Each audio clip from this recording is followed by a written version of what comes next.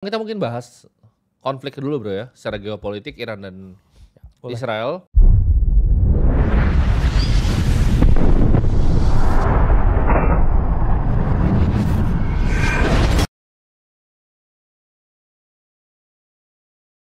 Market finansial Yes. dan kayak biasa, karena kemarin udah banyak banget yang ngantri bro, pengen ditelepon bro, yang ngantri telepon 1.000. Kalau 1.000 kelarnya kapan? Ya kan, jadi kita paling ya suka-suka kita mau 3 ya, mau 5, mau 7, semut-mutnya aja ya. Yes. Kita ini apa namanya, kita atur. Nah, di siang hari ini, pertama kita mungkin bahas konflik dulu bro ya, secara geopolitik Iran dan Boleh. Israel. Kemarin kan sempat, kayaknya udah selesai bro, ceasefire sekarang. Karena dipaksa selesai kayaknya. Dipaksa selesai atau ini, Apa panggung nggak sandiwara. pernah dimulai dari awal gitu? Karena menurut gua, ketika gua melihat itu kemarin, jadi kan kita ngomongin sebelum Donald Trump decide untuk serang kan. Tapi di saat Donald Trump decide untuk serang dan retaliasinya begitu, Yes. itu tuh kayak begini, mungkin Irannya bilang, ya wes lah, B2 bomber lu biar lu kelihatan keren kayak Top Gun gitu kan. Lu Oke. bawa set Maverick. set. Set. Lu bom aja, ini tempat ini nggak guna nih. Yes. Ini tempat kayak nggak ada orangnya, nggak ada ininya. Karena masa sih nuclear facility yang katanya udah mau jadi, masa nggak ada casualty-nya bro, masa nol yang. Iya. Itu menurut gua aneh, satu itu. Dua, sinematik lah, itu Hollywood lah. Jadi duar 3 tempat. Ini Iran udah ngomong yang ini ya. Biar lu kelihatan keren gitu. Oke, Amerika bilang, oke, gue punya airbase-nya di Bukan Qatar keren nih. bro, mungkin kata keren yang pas sinematik. Sinematik Kalau anak ya. sekarang ya. Terus kalau misalnya Iran juga mesti kelihatan keren dong. Jadi Amerika bilang, oke, gue punya airbase satu nih di Yes. Qatar nih, yang lu bisa tembak 13 misil dan ya paling di intercept sama Qatar, kita udah tahu bilang Qatar gitu. Orang udah minggir semua, lu tembak misilnya. Jadi sepertinya itu, ini bukan cuman pandangan kita ya, ini pandangan apa pegiat financial market di seluruh dunia ya. Karena ketika jadi yang pas Trump bom awalnya orang belum sadar, tapi ketika misilnya terbang ke Qatar bro, itu market langsung hijau. Jadi ketika misilnya itu di udara, market hijau. Udah ini udah diprediksi orang-orang sama- di JP Morgan udah siap-siap ini. Orang-orang kan? JP Morgan sama Deutsche Bank udah kayak oke udah bye. masukin. Ordernya ngantri tuh. Ordernya udah ngantri. Iya. Mereka langsung kayak oke ini sandiwara langsung bye. Jadi Yes. ketika market hijau, artinya para pelaku pasar udah decide bahwa ya nggak ada. Dan biasanya Nothing pelaku happen. pasar paling bener loh, biasanya. Ya karena kan market Presidensial juga menang. nggak pernah salah dan Iya. kalau market salah ya balik ke aturan satu ya, nggak Betul. pernah salah lagi. Market itu tidak pernah salah.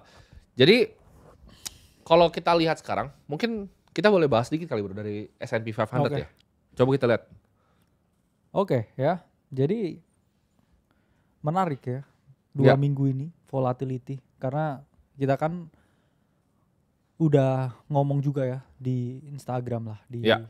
story kita bilang kayak watch out dengan volatility, ada potensi yang ada fake out dan sekarang nothing much happen tapi kita pump into resistance dan apakah kita breakout atau enggak ya jawabannya kita tunggu juga ya nanti malam, plus juga ya banyak yang mengantisipasi apakah ini akan jadi real breakout untuk SPX atau justru fake out karena Ya. price action dari SPX sendiri sangat suka bro. Kalau kita lihat ya time to time dia mengalami yang namanya fake breakout dan juga kembali mengalami penurunan. Ya. Itu pun juga sekarang sangat tergantung dengan Trump dan juga Powell juga ya. Kita ngomong masih malu-malu buat red cut dan Trump bilang juga loh kemarin kalau ini idiot ini Jerome Powell.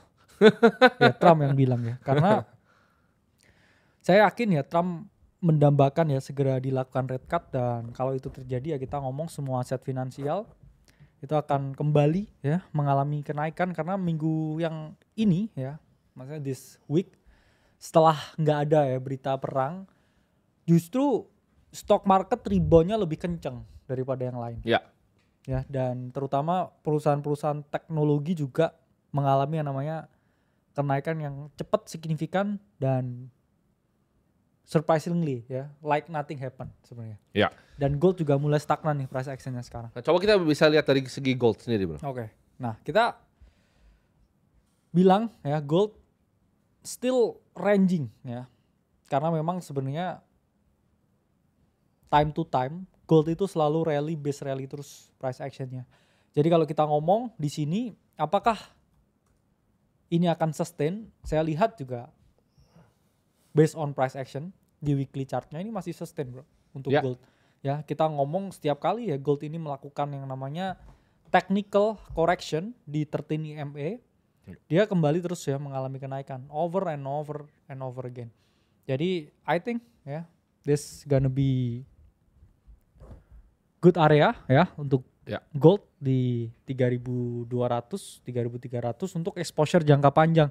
Karena banyak orang yang pesimis ya dengan gold, dalam artian orang ngomong telat nih ya beli gold, FOMO dan lain-lain. Teman harus paham ya bahwa ya banyak lah orang yang bilang kayak oh ini semua orang udah FOMO nih, dia bakal nurun signifikan ya. There is no time ya ever gold itu turun lebih dari 20% setahun ya, sepanjang kita ngomong this entire decade ya, dekade yang panjang ini. Jadi ini emang aset ya, kita ngomong safe haven. Dan kalau ada orang yang ngomongin kesamaan dengan gold dan juga Bitcoin ya, banyak yang ngomong sama, tapi menurut saya beda karena Bitcoin price action wise itu seperti S&P 500 ya, dan tidak mengikuti gold sama sekali. Kalau kita bandingkan chartnya pun juga nggak sama. Jadi gold is still a safe haven asset, I think.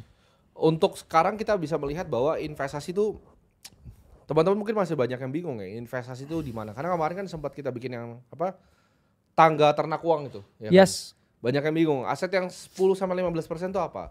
Gold itu salah satunya. S&P 500 salah satunya. Beberapa individual stock di US juga ada, ya kan? Saham-saham yang kita sebut saham-saham compounder, ya. Secara historical Bitcoin juga bro.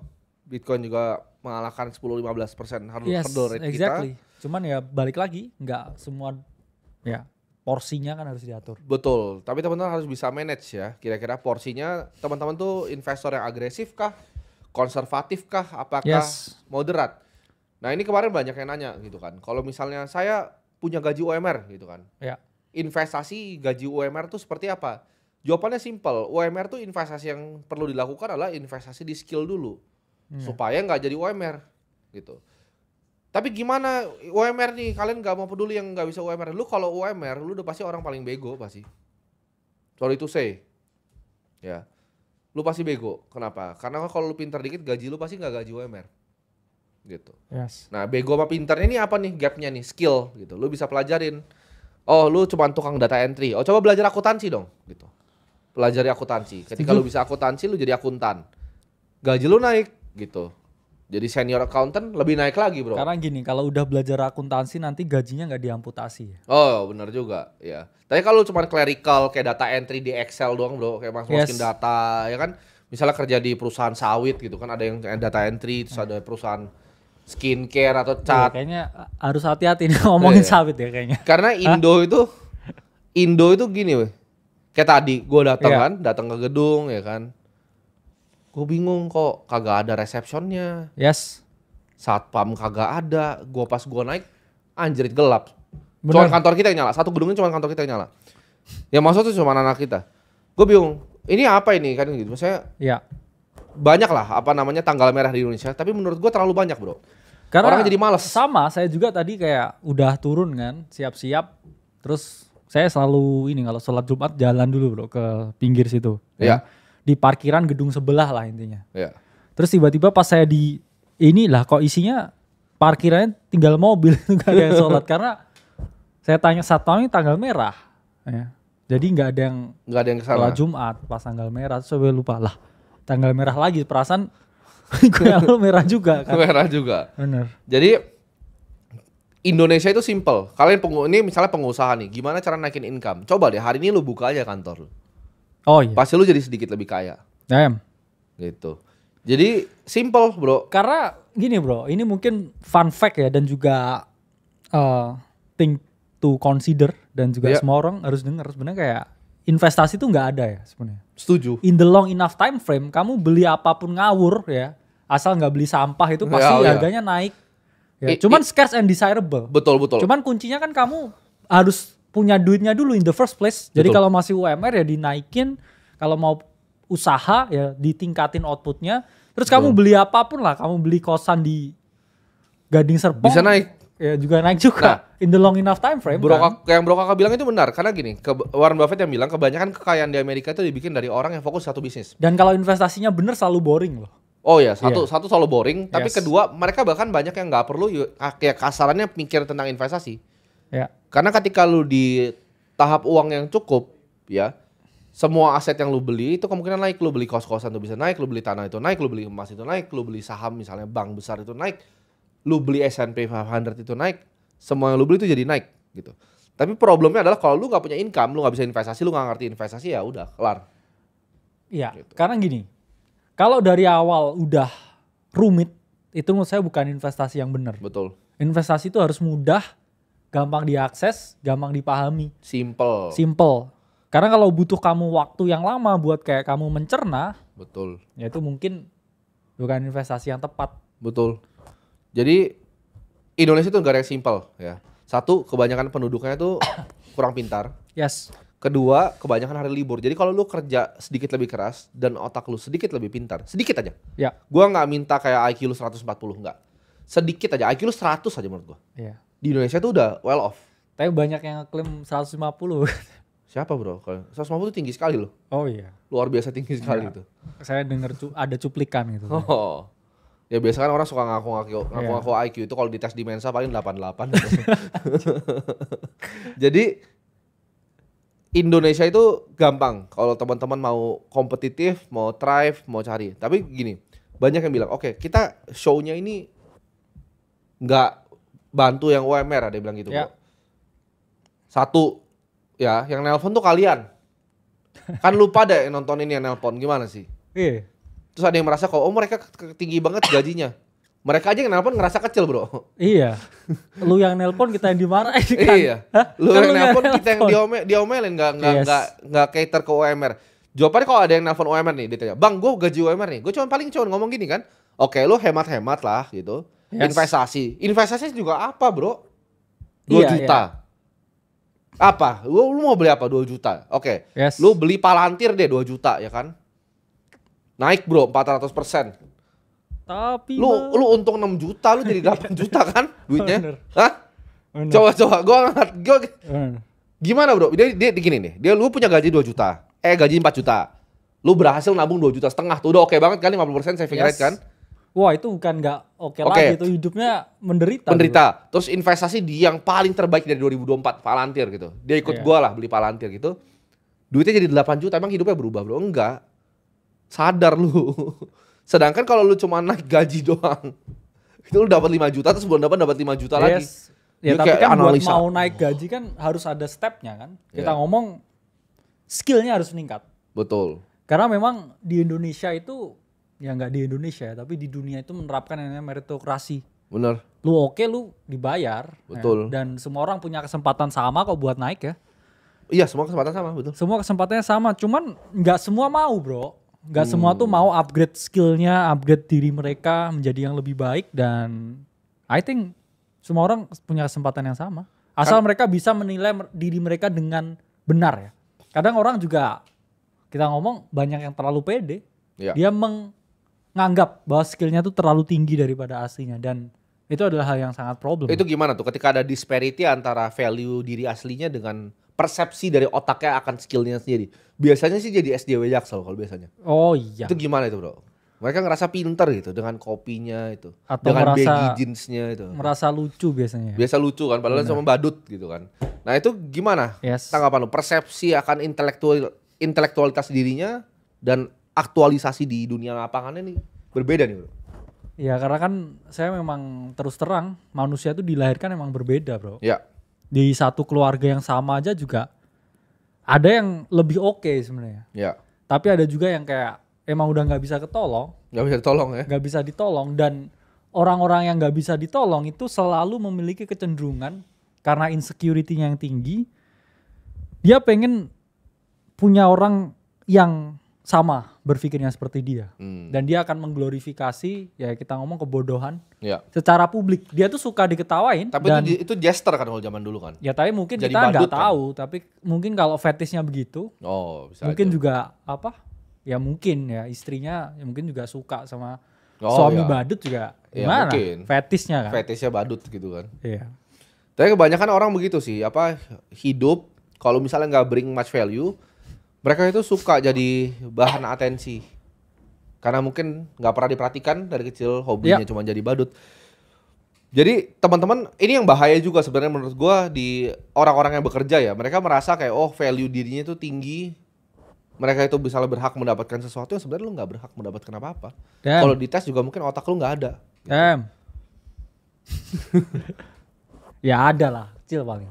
Kemarin bro, Hah? kemarin Di gua X-ray ada lah, kecil paling. gua itu lagi ada makan. Yes. Gue gak sebut lah di salah satu restoran, ada satu orang kurang ajar bro, kurang Oh. ajar datang. Gue nggak apa-apa ya kalau kalian mau minta foto tuh gue nggak masalah sama sekali. Tapi kalau gue lagi ngobrol sama orang jangan diganggu terus langsung main duduk bro. Langsung main duduk kan, dibilang saya bisa nggak Tapi kerja sama. nggak duduk di paha lu kan? Oh tapi- enggak, Hah? nggak se ekstrim Ntar orang tiba-tiba tahu tuh. Iya, jangan. Jangan. Dia Iya. nggak main duduk di situ, duduk Oke. sebelah gue lagi ngobrol. Dia bilang, gue bisa kerja gak sama lu? Oke, gue bilang boleh, coba. Oke, gue mau kerja sama lu. Karena gue udah bingung kan, mau gimana. Dulu dia duduk begitu, mau masa gue usir keluar. Oke.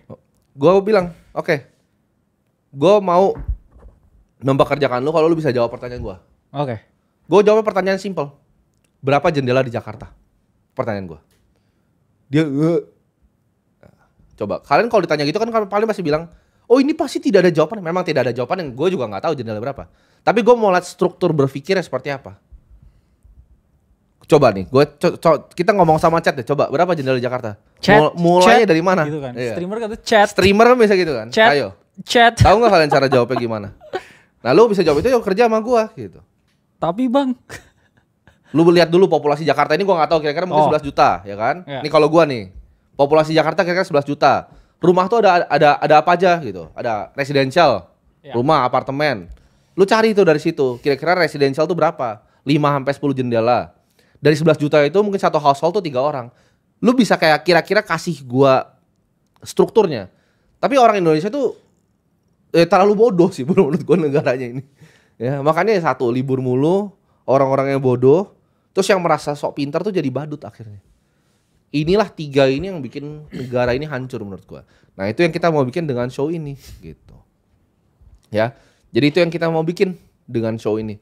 Gimana caranya kita bisa elevasi kalian, uplift kalian. Tapi kalau kalian yang cuma UMR, lu seumur hidup, bahkan ada bro kemarin bro, bilang udah umur 35 UMR. Itu mah lu yang bego aja. Lu 35, skill lu kagak nambah mah lu. Ya. Ada yang bilang juga bro, dia nggak dapat kerjaan, job fair terus mau belajar investasi, itu gimana itu menurut lu tuh? Ya Belum punya kerjaan terus mau investasi itu. gini ya. Jangan datang ke job fair tapi Iya, dapetin jobnya nggak fair gitu kan. iya. Karena banyak juga ya yang datang sana berantem bro jadinya. Iya. Hah? Itu kayak Iya malah ini. ada tempat cari kerja gitu Bener. kan. Ada yang bilang Lu nih. tuh kayak sama-sama kasihannya gitu kan. Bener, ada yang bilang jangan kerendahin orang anjing, tapi lu emang rendah. Lu emang rendah gitu, jadi nggak peduli gua. Ya, Enggak, maksudnya gini kan sama-sama kayak ya sama-sama cari kerja kan sama aja kayak cari Iya, makan bener. kan bro. betul. Itu misalnya ada satu tempat makan tuh sama-sama tonjok-tonjokan kan. Ini ada yang nih, balik lagi misalnya contoh, ada yang chat, so pinter nih. Lihat BPS jumlah rumah bank dan data makin jendela. Enggak, jadi itu tuh interview level hedge fund tuh ditanya seperti itu gitu. Ditanya berapa kucing di Cina, Oh. berapa jendela di Jakarta. Mereka mau lihat strukturnya, ini ada yang sok-sok pinter, lihat BPS jumlah rumah bang. Nggak gitu cara jawabnya bego. Makanya lu nggak akan pernah kerja sama gua. Karena struktur logikanya cacat gitu, ya. Ada yang bilang estimasi begini, nggak begitu. Itu nggak diminta jawaban aslinya. Itu pertanyaan yang tidak ada jawaban asli, cuma mau lihat struktur logika cara berpikir. Nah, kita mungkin seru kali bro ya, kita masuk ke pertanyaan pertama ya. Penelponnya ini ya. Iya, teleponnya nih. Ya, ini Ayo, telepon yang pertama. let's go. Let's go. Ada yang bilang apa hubungannya jendela sama pekerjaan? Nah, itu kan dia nggak paham gitu. Apa hubungannya struktur logika dengan pekerjaan? Ayo. Halo Pak Bos. Boys. Nama gua Wesley. Basri, Wesley. Wesley, oke. Oke. Yes. Sekarang kerja di Australia, gaji biasa UMR 50 juta sebulan. Dana yang bisa diinvestasikan 40 juta per bulan. Sebulan bisa invest 40 juta ya? Iya. Itu bisa sebulan 40 hidup- juta bisa 10 juta di Australia cukup ya? Di mana 10 Frugal juta living. Australia sebulan ini hidup di kantongnya kanguru bro. Itu beneran bisa kamu 10 juta? Iya, frugal living. Kebetulan kan kerja di restoran, jadi makannya menumpang. Oh, dia kerja di restoran. Oke, ya. Kalau itu banyak. Gitu ya bisa gratis ya? Bisa. Bisa ada yang ada mes juga kadang mereka. Enak juga ya. Oke, lanjut. Terus dana darurat 250 juta. Wuis. Terus the US stock sekitar 23.000 USD. Oke, Oke. 300-an juta ya. Ya. Di kripto hampir kurang lebih 300 juta. 350 juta. Oh. Kripto berapa? 350 juta. Kripto Oke. 350 juta. Oke. Ada lagi? Pertanyaannya itu dong sih. Oke. Nggak ada cicilan sih. Oh, Oke, nice. Tinggal di mana? Di Australia. Tinggal di Sydney. Oh, enggak, maksudnya rent kah atau ada di Rent. Oh, rent. Oke. Rent. Oke. Rentnya berapa itu kisaran di sana? Rent saya bayar $200 per minggu. Berarti sebulan 8 juta. Oke.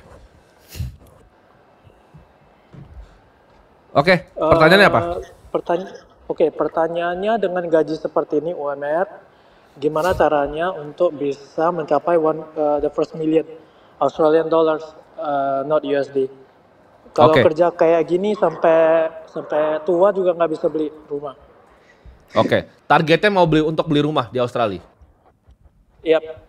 Oke, ini kayaknya secara financial dia udah menerapkan yang namanya, ini kan ada alirannya bro, kalau Ya. di luar namanya FIRE, jadi financial Oh iya. independence retire early.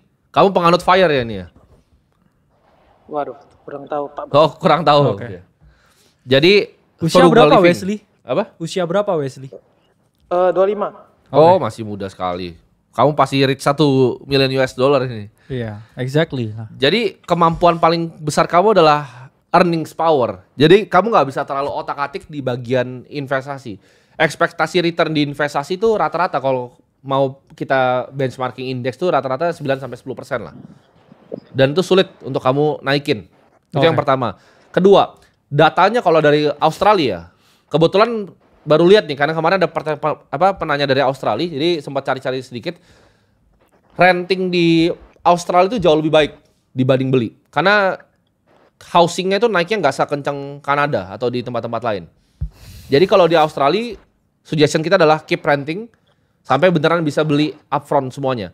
Karena kan opsinya kalau kamu beli rumah adalah kamu mesti 20% DP-nya itu kamu siapkan dan ada additional cost kan. Dan Iya. opportunity cost kamu di stock market itu pasti besar sekali. Nah, dengan 9-10%, ini sebenarnya udah oke bro, udah Ya. sangat-sangat oke, udah bisa menyisihkan 40 juta per bulan, dana darurat udah top. Nah, ini pengetahuan kamu di kripto sedalam apa? Karena kalau dari portofolio ini kan 50-50 sebenarnya, 374 juta di 23.000 kan tadi. Itu Australian dollar atau US ya? Yang mana? Yang kripto ya? Yang apa? US stock. Gua kira US ini. stock 23.000 USD kalau yang Oke. US stock. Kalau yang Oke. kripto dalam IDR. Berarti 23.000 USD kurs sekarang 370-an juta lah ya. 370 juta sama 350 juta di kripto.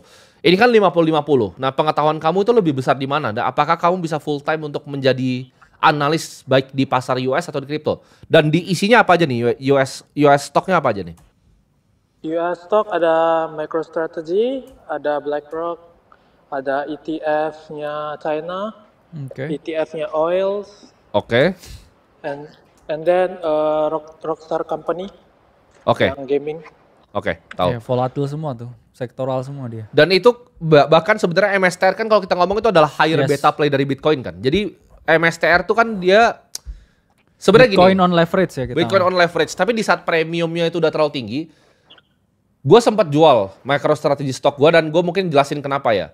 Jadi Saylor tuh terakhir bilang tentang dia punya yield di atas dari Bitcoin, ya kan? Bitcoin yield.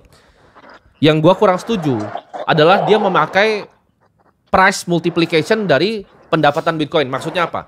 Contoh ya, misalnya ada rumah nih, harga $400.000. Ya.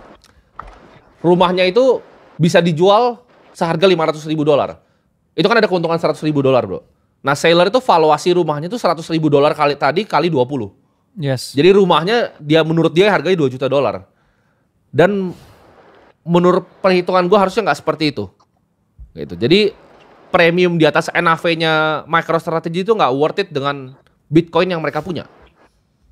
Terlalu mahal untuk Plus sekarang. ya, saya melihat ya, mungkin pada awalnya saya merasa it might kind of work dengan kita masukin Bitcoin ke dalam treasury kita, dan it did actually, bro. Ya, Sampai saya melihat semuanya itu pengen niru cara seller betul. dan dapat valuasi yang kayak Nggak udah masuk nggak akal. masuk akal semuanya ya. Iya. Kalau kita lihat ya, ini ada top 10 Bitcoin treasury company, dan setelah saya tahu ya banyak yang kayak naiknya udah kayak ribuan kali lipat, saya Betul. tahu there's gonna be boom at some point. Betul. At some point ada chance ya bahwa bisa kelikuidasi semua loh dengan Betul. model game seperti itu. Karena sekarang kalau kita ngomong para smart money di US itu udah mereka nggak cenderung ke altcoin. Betul. Mereka cenderung berinvestasi ke Bitcoin treasury company Betul. yang menurut saya pribadi ya at some point it's a very risky bet Betul. to take. Jadi kalau kamu gini, investasi kan yang penting jangan rugi kan. Kamu punya portofolio ini ada kemungkinan kamu bisa kena drawdown atas hal yang kamu nggak tahu karena kamu full time pekerjaan juga kan. Yes. Jadi gini Wesley, dana daruratnya di keep aja 250 juta, 40 juta sebulannya kamu otomisasi. Kamu kan suka kripto nih kayaknya, kamu beratin bahkan US stocknya di MicroStrategy. Saran saya seperti ini, 70% dari total portfolio kamu berarti kan 370 juta tambah 350 juta.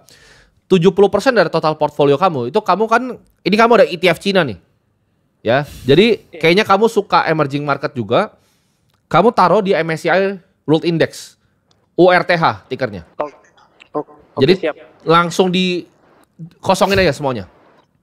Di US stocknya ini masih naik kan? US stocknya dan kriptonya itu kosongin semua. 70% itu kamu taruh di URTH, 30% kamu bisa taruh di Bitcoin. Ya. Karena dia kan emang heavy banget nih di Bitcoin. Dan Wesley, kamu nggak ada kepengenan pulang dan pensiun di Indonesia nggak? Karena kan dia punya obsesi untuk jadi milioner di Australia. Australia. Kenapa nggak kamu cari kerja di sana terus umur 30, akhir 40 bisa Ya. balik dan pensiun di sini kan sebenarnya? Betul. Karena kan it's all about perspektif. Kalau kamu terlalu sulit jadi milioner di luar, cash coin aja di luar. Bisa ya, juga itu dan juga opsi sih sebenarnya. opsi balik di sini buat kayak kamu bisa beli rumah di sini soalnya. Betul. Atau gimana? Atau udah nyaman kabur aja dulu di sana? Mungkin bisa sih, cuman kalau untuk sikon kayaknya Australia better ya. Oh, oke. Dia better lah. Misalkan Emang better. Misalkan kayak World War III kan Indonesia jadi apa dong? Jadi tameng doang. Australia kan di pojok, nggak ada yang peduli. Oh, oke. Oke. Gini, Wesley. Jadi kamu masuk 70% di MSCI World Index karena kamu suka mau ada exposure ke Cina kan. Kalau S&P soalnya kamu kayaknya believer di Cina, kamu pakai MSCI World Index URTH tikernya. Tapi ada one catch di beli URTH ini. Karena ini BlackRock punya kan. Jadi ketika kamu beli ETF yang US resident, kamu kan non US resident kan? Itu kamu kena tax di dividennya. Karena dia ada 1% tuh dividen. Kamu kena tax bisa 30% di dividennya. Jadi ada triknya. Triknya adalah bukan beli ETF dari US punya. Jadi Vanguard sama BlackRock tuh udah ngakalin ini. Kamu cari aja nanti fundnya, ETF-nya yang base di Ireland. Bukan yang di US. Jadi kamu nggak kena tax-nya US nanti. Kalau kamu jadi non-US resident. Jadi tetap pakai antara MSCI World Index atau FTSE Global All Cap Index. Itu dua indeks yang kamu bisa cari, tapi kamu cari nanti ETF yang dari Ireland base-nya. Biar nggak kena tax-nya. Oke. Itu 70% ya. Ntar saya cari tahu. Yes, itu 70%, 30% tuh ya di Bitcoin aja terserah. Kamu bisa Iya. cold wallet dan segala macam. Nah, dari gaji kamu kan bisa sisihin 40 juta tuh. Bikin simpel aja, bikin 30 juta langsung ke World Index tadi, 10% ke Bitcoin dah gitu. 10 juta ke Bitcoin. Oke, thank you. Di otomisasi aja. Jadi kamu kerjanya makin keras, kalau misalnya naik gaji bisa sisihin 80 juta tetap sama, 70-30 lagi, 70-30 lagi. Yes. Iya, kebetulan ada side income juga sih. Oke. Jual bakso Oke. online. Tapi diotomisasi aja. Intinya Ya. diotomisasi. Jadi jangan dipikir. Plus ya kita kalau secara teknis ya bro, lihat chartnya MSTR, I think monthly chart sudah cukup mengkhawatirkan. Dalam artian ya picking stock Betul. memang bisa memperoleh significant gains di portofolio kita. Tapi itu nggak bisa kamu terapin in the long enough time Ya. frame. Kamu harus switching, kamu harus take profit, kamu harus realokasi ke posisi yang lain. Dan entry-nya di berapa MSTR? MSTR profitnya 100%. Oke, Kurang lebih berarti kamu kurang lebih masuk di 200 harganya ya? Ya. Iya, betul. Sebelum itu ya, berarti sebelum Trump menang election itu kemarin ya? Iya, ngikut siapa Pak Bos Timothy aja sih. Oh aduh. Oke. Man. Ya nggak ada masalah ya kalau udah cuan ngikutin bro. Gue udah Beli jual. MSTR gue bersih. ya. Udah bersih gue. Kamu kan udah naik 100% kan, nggak ada salahnya menerapkan moonback strategi bro ya. Ya. Kamu trimming 50%, jadi kamu modalmu aman, terus kamu rebalancing ke aset Yang lebih indeks aman. yang Bro Tim bilang tadi. Jadi gini Wesley, kamu namanya UC ITS ETF ya. Ini tadi ada yang komen nih kan, IVV aja BlackRock itu salah, itu Amerika. Jadi kamu cari yang misalnya Invesco punya, yang UC ITS ETF-nya, itu dari Ireland. Kamu nggak kena tax kalau di Australia. Ya. Ini cuman yang UNHWI yang tahu, karena cuman mereka yang tax planning sampai segini. Jadi itu ada triknya Oh, untuk nggak kena dividen tax dari US. Kecuali kamu bisa matching 401k kayak yang kemarin juga ada orang restoran kayaknya.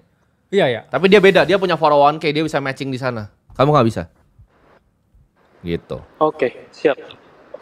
Dan MSR udah mahal ya bro ya, secara price action juga mahal. Dan ya secara valuasi udah tinggi sih. Ya Jadi, intinya kalau gue ditawarin rumah bro, 400 ribu terus naik 500 ribu, terus 100 ribunya itu dijadiin net profit, terus dikali PI 20 gitu, gue nggak Iya. gitu sih cara valuasi aset. Jadi MSR is too expensive.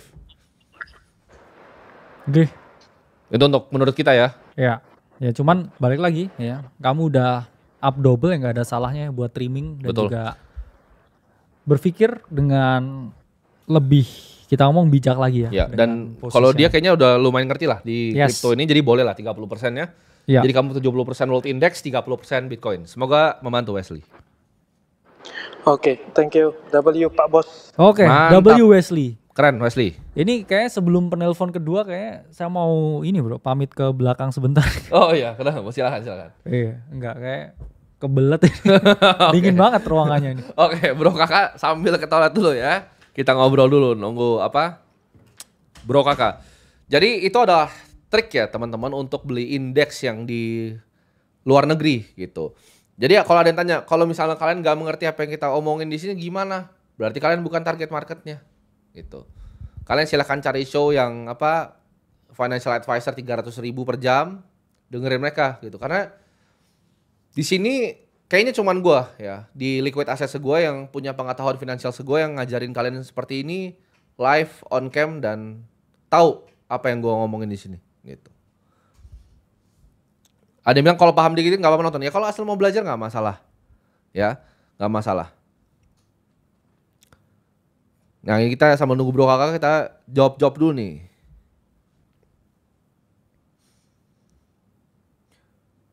Ada yang tanya, kalau pakai broker kayak interaktif gitu walaupun beda ETF US sama Ireland beda perlakuan pajak ya Pak? Pasti dong. Karena kan dia compliant dan kalau kamu pakai interaktif broker kamu pasti pakai interaktif broker dari Amerika ya. Bukan dari Singapura, dari Amerika kamu kena capital gain tax juga. Gitu. Oke, cepet banget bro. Iya, Bro. bener. Nah itu kan Hah? The Flash. The Flash. Sama tuh, The Flash aja. Oke, penerapan kedua, yuk. Yuk. Halo, suaranya kedengaran ya? Kedengeran, aman. Oke, perkenalkan nama saya Burhan, usia saya 23 tahun. Sorry, dengan Burhan. siapa? Burhan. 23 tahun. Umur 23 tahun. Sekarang saya juga bekerja di Australia. Oke. Ya. Sebenarnya saya cuman sementara di sini. Jadi sekitar 1 tahun 2 bulan lagi visa saya habis. Oke. Nah, untuk keuangan saya memiliki saham sekitar 35 juta dan itu sangat acak karena saya kayak gambling gitu. Oh, saham apa ini? US, Indo, Australia? Saham Indo. Oke. Oke. Kemudian saya punya dana darurat ini sebenarnya untuk S2 nanti di Australia. Oke. Sebesar 375 juta. Oke. Nice. Kemudian saya juga punya di rekening itu sekitar 170 juta. Nice. Nah, pertanyaannya adalah saya itu kan ingin menjadi student di sini. Ya. Kira-kira setelah visa saya habis, setelah saya hitung-hitung, saya akan memiliki 1,3 M lah. Sedangkan studentnya membutuhkan biaya 500 juta. Oke. Rencana Oke. saya adalah mungkin saya juga investasi di kripto sebelumnya. Nah, rencana saya di tahun depan pas visa saya habis, kemungkinan saya mempersiapkan dana dingin untuk investasi kripto sebesar 500 juta. Nah, 500 juta untuk kuliah, 500 juta untuk kripto. Sedangkan 200 jutanya adalah biaya hidup untuk ya dana apa aja. Oke. Nah, yang pertanyaan saya apakah saya biarkan saja duit kripto dan untuk kuliah ini di tabungan atau saya taruh di emas atau RDPU? Oke. Jawabannya gini, kalau biaya kuliah kamu ini jadi jangan disamain ya, posnya berbeda nih sama dana darurat. Exactly. Jadi biaya untuk kuliah kamu itu harusnya kamu taruh di RDPU udah pasti. Kamu taruh US Treasury ya kalau bisa. Oke. Jadi rencana saya ya. Oke.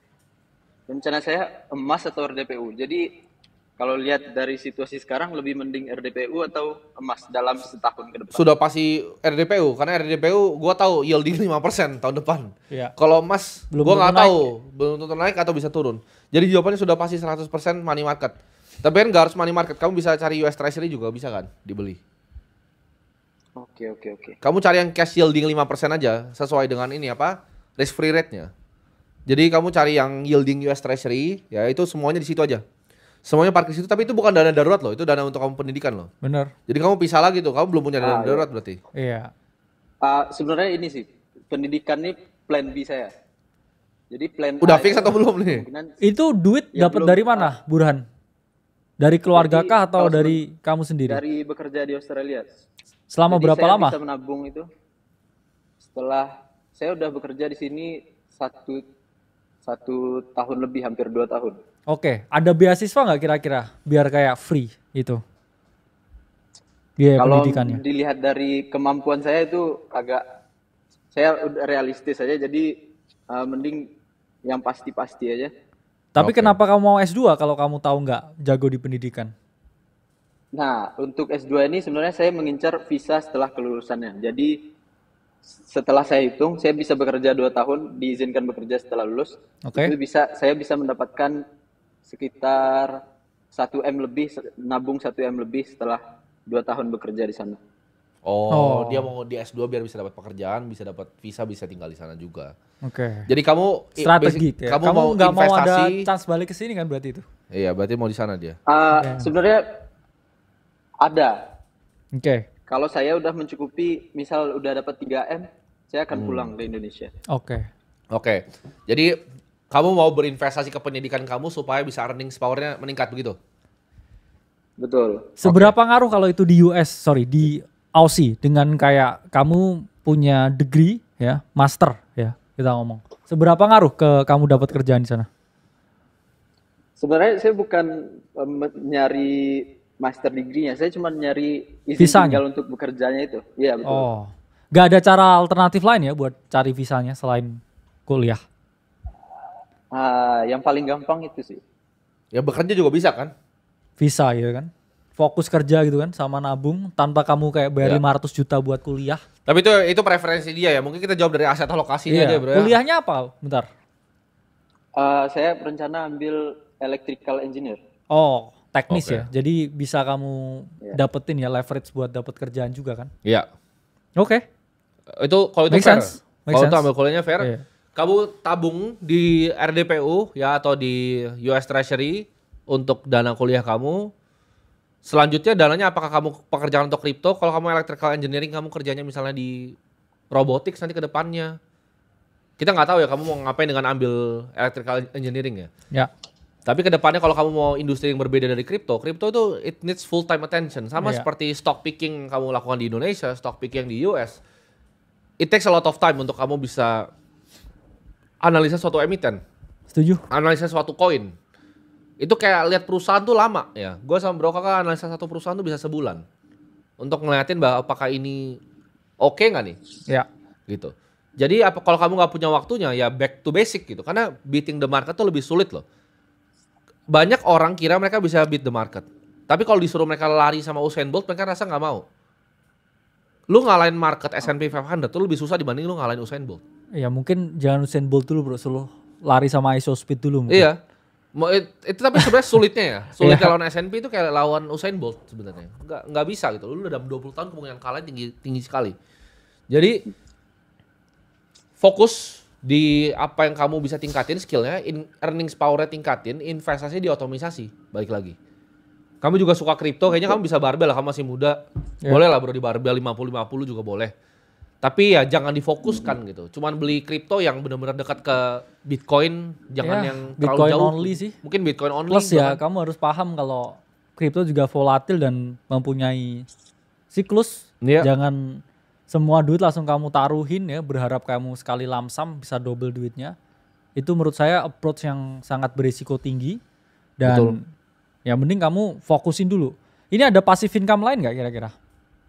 Selain bekerja? Nggak ada sih. Nggak ada. Oke. Nggak. Jadi kamu Paling, fokus aja.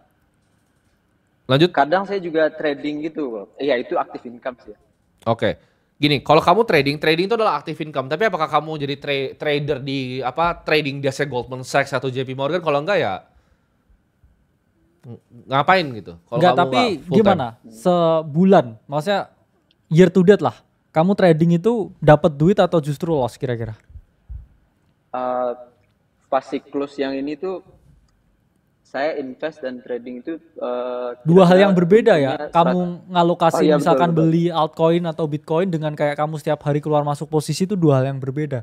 Itu trading. Kalau kamu cuman awal tahun beli Ya. Bitcoin, awal tahun beli Ethereum ya itu beda, itu bukan trading.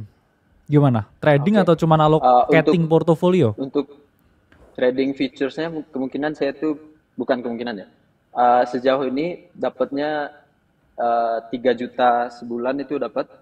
Oke. Sedangkan untuk investasi siklus ini dapat 100 juta. Oke. Ya oke keuntungan. sih. Ya mulai perlahan ya dia realisasiin yang major investmentnya, dan kalau trading nggak ganggu psikologis kamu ya nggak masalah juga. Nggak masalah, boleh. Benar, Fair. boleh. Asal ya saya tanya tadi PNL-nya plus atau min, Ya. ya kan? Dan ganggu kerjaan atau enggak, kalau enggak ya. Dan bisa Ya jangka terserah. panjang atau enggak. Karena Yes. banyak yang trading setahun untung. Tapi 10 tahun banyak kan sih rugi semua. Gitu. Setahun 2 tahun mungkin untung, 3 tahun untung, 4 tahun untung, 5 tahun mungkin rugi. Jadi jangan resikokan kamu punya capital. Karena gini, kalau kamu mikir hedge fund and trading, mereka itu pakai uang orang kan. Mereka ada uang orang yang taruh di sana. Jadi ketika mereka untung selama 5 tahun terus jadi 0 fundnya, mereka masih dapat duit dari 220 structure-nya. Jadi agak berbeda dengan kita yang pakai uang sendiri, kamu paham nggak? Karena rules nomor 1 dari investasi adalah jangan pernah hilang duit. Karena untuk balikin duit lu yang hilang setengah mesti double portofolio lu. Ya. Which is sulit banget. Ya. Ya. Ketika hilang 80% tuh naiknya harus 400%. Itu sulit banget, Benar. 4 kali lipat. Itu yang bikin Michael Burry portonya nggak pernah naik. Ya. Nah ini mungkin kamu bisa lihat yang di Nah, share itu di dia. screen ya, dalam gains ya needed to recover from loss ya. 50% drawdown, itu kamu harus dobelin portofolionya Iya. buat kamu kembali. Dan yang sulit itu sebenarnya bangkitnya ya, karena Betul. gaining double itu sulitnya setengah mati itu. Betul. Itu tadi Ya, bilang. kita tuh. ngomong Minus dengan size lah ya, dengan itu harus size naik apalagi ya. 400%. Jadi ya Burhan, ya kita ngomong fokus ya, dalam Iya. artian mulai punya mindset yang realistis dan gak apa-apa selama gak mengganggu. Cuman jangan sampai ya itu jauhin kamu dari biggest picture-mu. Kamu pengen kuliah S2 electrical engineering, dan ya siapa tahu kamu di rekrut Tesla ya, di rekrut Iya, Elon Musk gitu ya, bikin betul. robotnya yang nggak ngerti ya. Mending kamu fokus ke bidang yang memang Kamu ngerti. bisa ngasilin sesuatu di dunia nyata. Ya, dan investasi kamu otomisasi. Kecuali kamu memang punya, karena trader tuh biasanya mereka punya very specific type. Self ego yang tinggi juga. Orangnya unik, jadi Iya. manusia unik. Contoh seperti dia adalah orang yang unik. Ketika dia dulu jadi dosen, dia bisa gitu loh, cuman ngajar, Oh, iya. tapi nggak cerita sama orang tuh sendiri gitu. Oh iya. Itu butuh unik. Yang gua kenal di pasar modal Indonesia juga sama. Dari jam 9 tank sampai tutup, itu nggak bisa diganggu bro orangnya. Iya. Nggak bisa dipegang, itu nggak bisa dipegang orangnya. Benar. Jadi, Marah loh dipegang. iya marah kalau dipegang. Jadi nggak untuk semua orang lah. Yes. Kehidupan seperti itu Yes. nggak untuk semua orang dan nggak gampang. Itu sulit Iya, sekali. apalagi kalau margin call dipegang gini. Oh iya, lempar gelas nanti Iya. ya. Jadi semoga terjawab ya.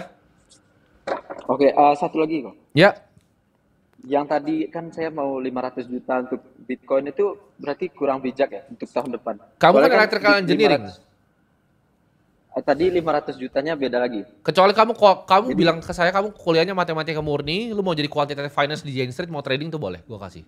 Tapi kalau enggak lu Bukan bilang trading. iya. Kalau lu Yang invest electrical Bitcoin engineering, itu. ya. Ya mending ditambah di RDPU-nya lah Mending buat tambah sekolah RDPU-nya, kamu S2 sekolah aja ya. gitu. Udah. Kalau buat Oke, trading siap. nggak apa-apa ya, maksudnya kayak kamu kan butuh ini kan udah ada kan tadi tabungan, Iya. udah ada ini. Cuman balik lagi duitmu uang darurat itu nggak sama dengan duit yang rencana kamu ini buat Iya, betul. kuliah S2. Jadi ya coba dikasih pos sendiri, dikasih rekening dulu untuk dana Betul. pendidikannya. Jangan dicampur jadi satu. Saya punya duit sekarang di rekening sekian. Terus kamu hitung tuh sama juga buat investasi sama Bitcoin ya.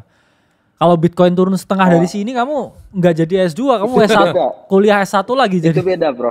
Oh, Jadi 500 juta untuk dana pendidikan, 500 Oke. untuk adlin Bitcoin kayak ya udah hilang nggak apa-apa gitu.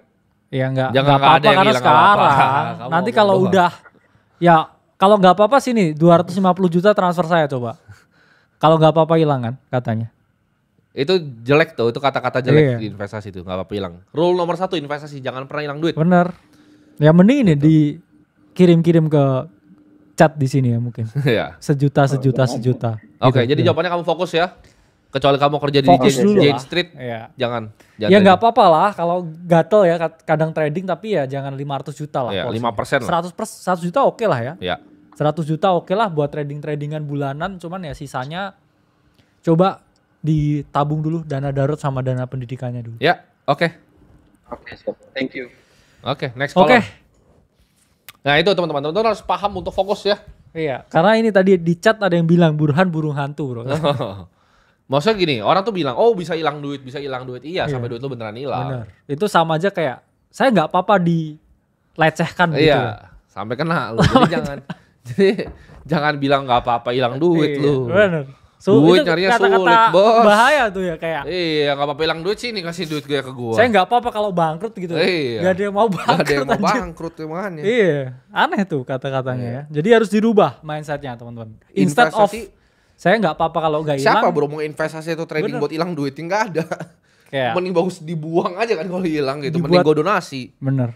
gitu. Oke, lanjut ya. Telepon Yes. ketiga.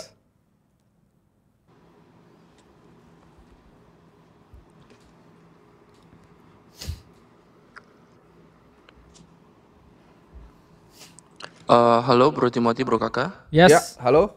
Kedengeran? Kedengeran aman? Yes. Good afternoon. Ya. Oke, saya perkenalkan, nama saya Dibia. Saya 27 tahun. Sekarang saya J1 visa di Amerika. Di mana J1 visa itu cuman berlakunya setahun ya. Ya. Dan saya sebulannya dapat sekitar 60 sampai 90 juta. Saya di bidang perhotelan. Oke. Untuk pertanyaannya sih mungkin saya mau tanya untuk investasi terbaik buat saya. Sama untuk di kripto pun juga saya cuman ada Bitcoin di 25 juta untuk Ya. sekarang. Dan XRP ada di 20 juta. Dan untuk dana sekarang di bank sekitar ada 300-an sih. Oke. Nice. Oke. Dana di bank kamu itu ada yang kamu udah sisihin buat dana darurat atau masih di bank aja? Untuk sekarang belum ada sih. Nggak ada Oke. tanggungan juga sih. Ada Nggak akses utang broker juga. di luar di US?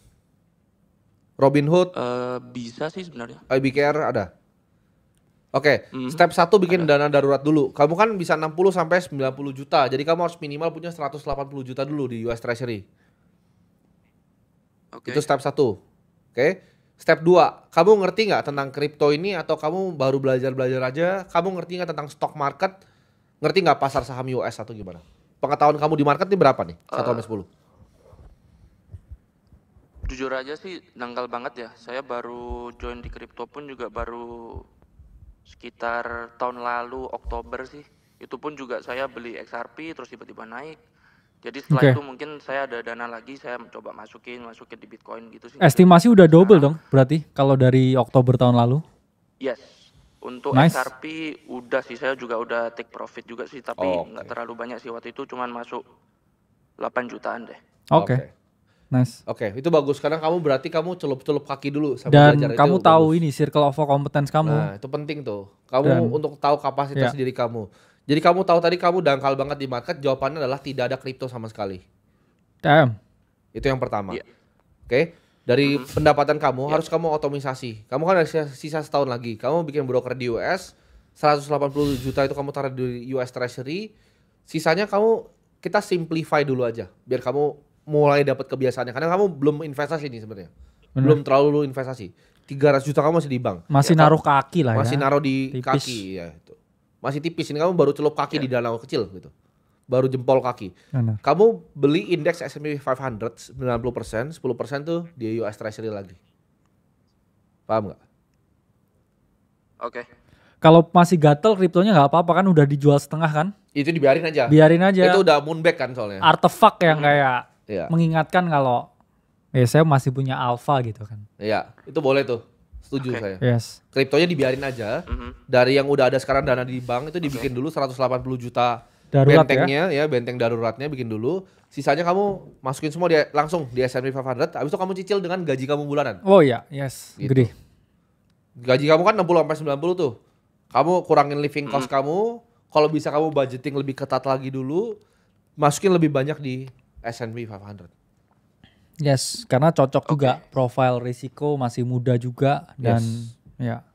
Good one. Ya, semoga terjawab ya. Tapi untuk di S&P 500-nya apakah kita masuk setelah living cost dan lain-lain, apa kita masuk 100% langsung untuk di sana? Oke, untuk setelah living cost dan lain-lain dibagi 90-10 aja tetap. Ya. Jadi walaupun udah ada 180 juta nih Oke. dan daruratnya tetap 90-10. Oke, jadi 90 di S&P 90 500, di S&P. 10% di US Treasury lagi. Oke. Kalau kamu masih bingung ya kayak sekarang enak masuk atau enggak ya coba misalkan dari 90% ya. Itu coba kamu masuk inilah 10% setiap minggu dulu. Ya. Dalam artian kamu bisa DCA juga ya, nanti kalau dapat duit lagi kamu gini, misalkan tadi kan kamu punya uang 300 jutaan kan, berarti sekitar 180 masih ada 120 yang mau kamu masukin ke S&P. Coba gini, buat 10 bulan ke depan itu kamu tambah setiap 10 juta setiap bulannya plus kamu tambah gaji kamu. Jadi kalau ada kamu gaji misalkan yang bisa disisihin 30 juta, kamu tambah 10 juta itu buat masuk di S&P kayak setiap bulannya.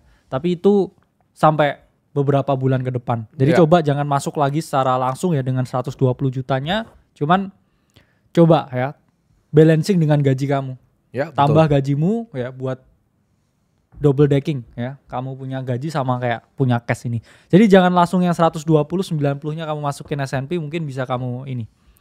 Betul. Dana darurat dulu, bikin rekening sendiri, pisah juga buat dengan rekening untuk sehari-hari plus ya DCA dengan gajinya setiap bulan dengan komposisi tadi. Betul. Semoga terjawab ya. Oke. Oke, terima kasih Bro Timothy, Bro Kakak. Oke, keren. Jadi teman-teman harus paham ya, circle of competence bro. Tahu apa yang bisa dikerjakan dan apa yang nggak bisa dikerjakan. Itu dia bilang dia nggak ngerti adalah act of humility sebenarnya. Dia Benar. sadar bahwa kapasitasnya terbatas dan bagusnya sebenarnya seperti itu bro. Iya. Karena nggak banyak orang investor profesional ya, gue kasih tau ya, yang bisa beat the market nggak lebih dari di tangan gue loh. Yaitu tandanya dia melihat ke kaca dan melihat dirinya sendiri. Karena orang kadang melihat ke kaca terus melihat dirinya tuh Michael Burry bro. Iya. Nonton Big Short sekali. Terus kayak gini. Iya. Iya. Padahal kredit default swap aja nggak tahu, CDS aja nggak tahu. Betul. Gue short ya S&P itu. Iya, support. Resistance nih, support. Nggak, kalau support ini main PUBG juga support. Iya. Main PUBG. Support. Betul. Ada yang bilang, Apa itu? broker Indo ada yang bisa beli saham US dong bang? Nggak ada, jawabannya itu CFD, Contract for Difference, atau alias sampah. Lu beli sampah kalau beli sini. Jadi jawabannya gimana cara belinya? Ya lu carilah apa, lu banyakin duit lu buka bank di Singapura terus lu beli. Ya, CFD itu basically isinya sampah. Ya, CFD itu stands for Car Free Day. Car Free Day. Yes. Kalau gue ditanya, apakah mau nggak lu beli indeksnya Vanguard terus gini CFD? Ah lu aja deh. Jadi dan kalian bisa kena tax kan kalau misalnya dari luar negeri ya teman-teman ya. Yes. Jadi jawabannya buka di luar negeri saja kalau mau beli. Oke, kita ke penelpon ke berapa? Oke, lanjut. Ada yang nanya, kenapa penelpon dari luar? Kagak tahu, ini mereka yang isi formnya. Ya, halo? Halo, selamat siang. Siang. Perkenalkan, nama saya Christopher. Ya, Saya umur 25 tahun. ya. Sekarang lagi ada posisi di New Zealand. Pekerjaan saya sebagai engineer. Hmm. Penghasilan per minggu berkisaran sekitar 21 sampai 30, tergantung overtime. Ini juta rupiah atau apa? Dalam apa nih? Rupiah. Oke. Berarti bisa 120 juta lah ya Sekarang sebulan ya. Ya. Saya sekarang masuk di 70% di saham dan 20%-an di kripto. Berapa size-nya? Kalau yang sahamnya saya masuk 40.000 US. Oke, kriptonya? Lalu untuk kriptonya cuma dikit, sekitar baru 5.000 6.000-an US. Oke. Tapi karena sekarang ini posisi di bank account saya masih ada New Zealand dollar yang belum terkonversi, saya bakal masukin lagi mungkin pelan-pelan DCA. Oke. Mau, oke. Isi sahamnya apa? Isi kriptonya apa? Ya. Sahamnya ini masuk pertanyaan lagi karena sebelumnya sempat nonton juga di live show yang minggu lalu. Oke. Dan Bro Timothy juga sempat bahas tentang 5 factor investing. Oke. Ya. Saya lagi nyicil di sana, Bang. Wih, keren. Hati-hati lu, dikira Lalu, sales Vanguard lu. Saya juga ada. Ada Avantis juga aman, ada Avantis. Oke. Ya terus? Saya juga ada di Archer sama Rocket Lab. Oke, tahu. Archer Aviation Iya. yang punya Brad Yang Adcock ya. kemarin sempat kolab. Iya. Tapi kan dia udah fokusnya di Vigor Robotics sekarang. Bener. Oke. Kenapa tuh tesisnya Archer? Kamu ada pekerjaannya, ada hubungannya sama mereka? Suka sih dengan konsep company-nya karena pesaingnya masih cuma satu doang, Joby. Ya, betul. Yes. Oke. Dan kemarin juga sempat ada news kolaborasi sama Indonesia. Oke. Jadi lumayan menarik lah. Saya masuk waktu itu bulan Januari Ya. di $3. Ya. Oke. Nggak banyak sih. Cuma mungkin pertanyaannya tadi sempat di penelpon pertama ngobrol tentang tax avoidance yang kalau misalnya mau masuk di US Tax market. planning. Nah, ini Tax untuk planning. Bukan avoidance. Kamu kebahaya tuh. maaf bang. Gugup nih bang. Oke, lanjut. Oke, Ya. mungkin pertanyaannya lebih ke apakah yang 5 faktor investasi yang 5 saham ini ada nggak yang modelan bisa dikonversi ke Ireland kah atau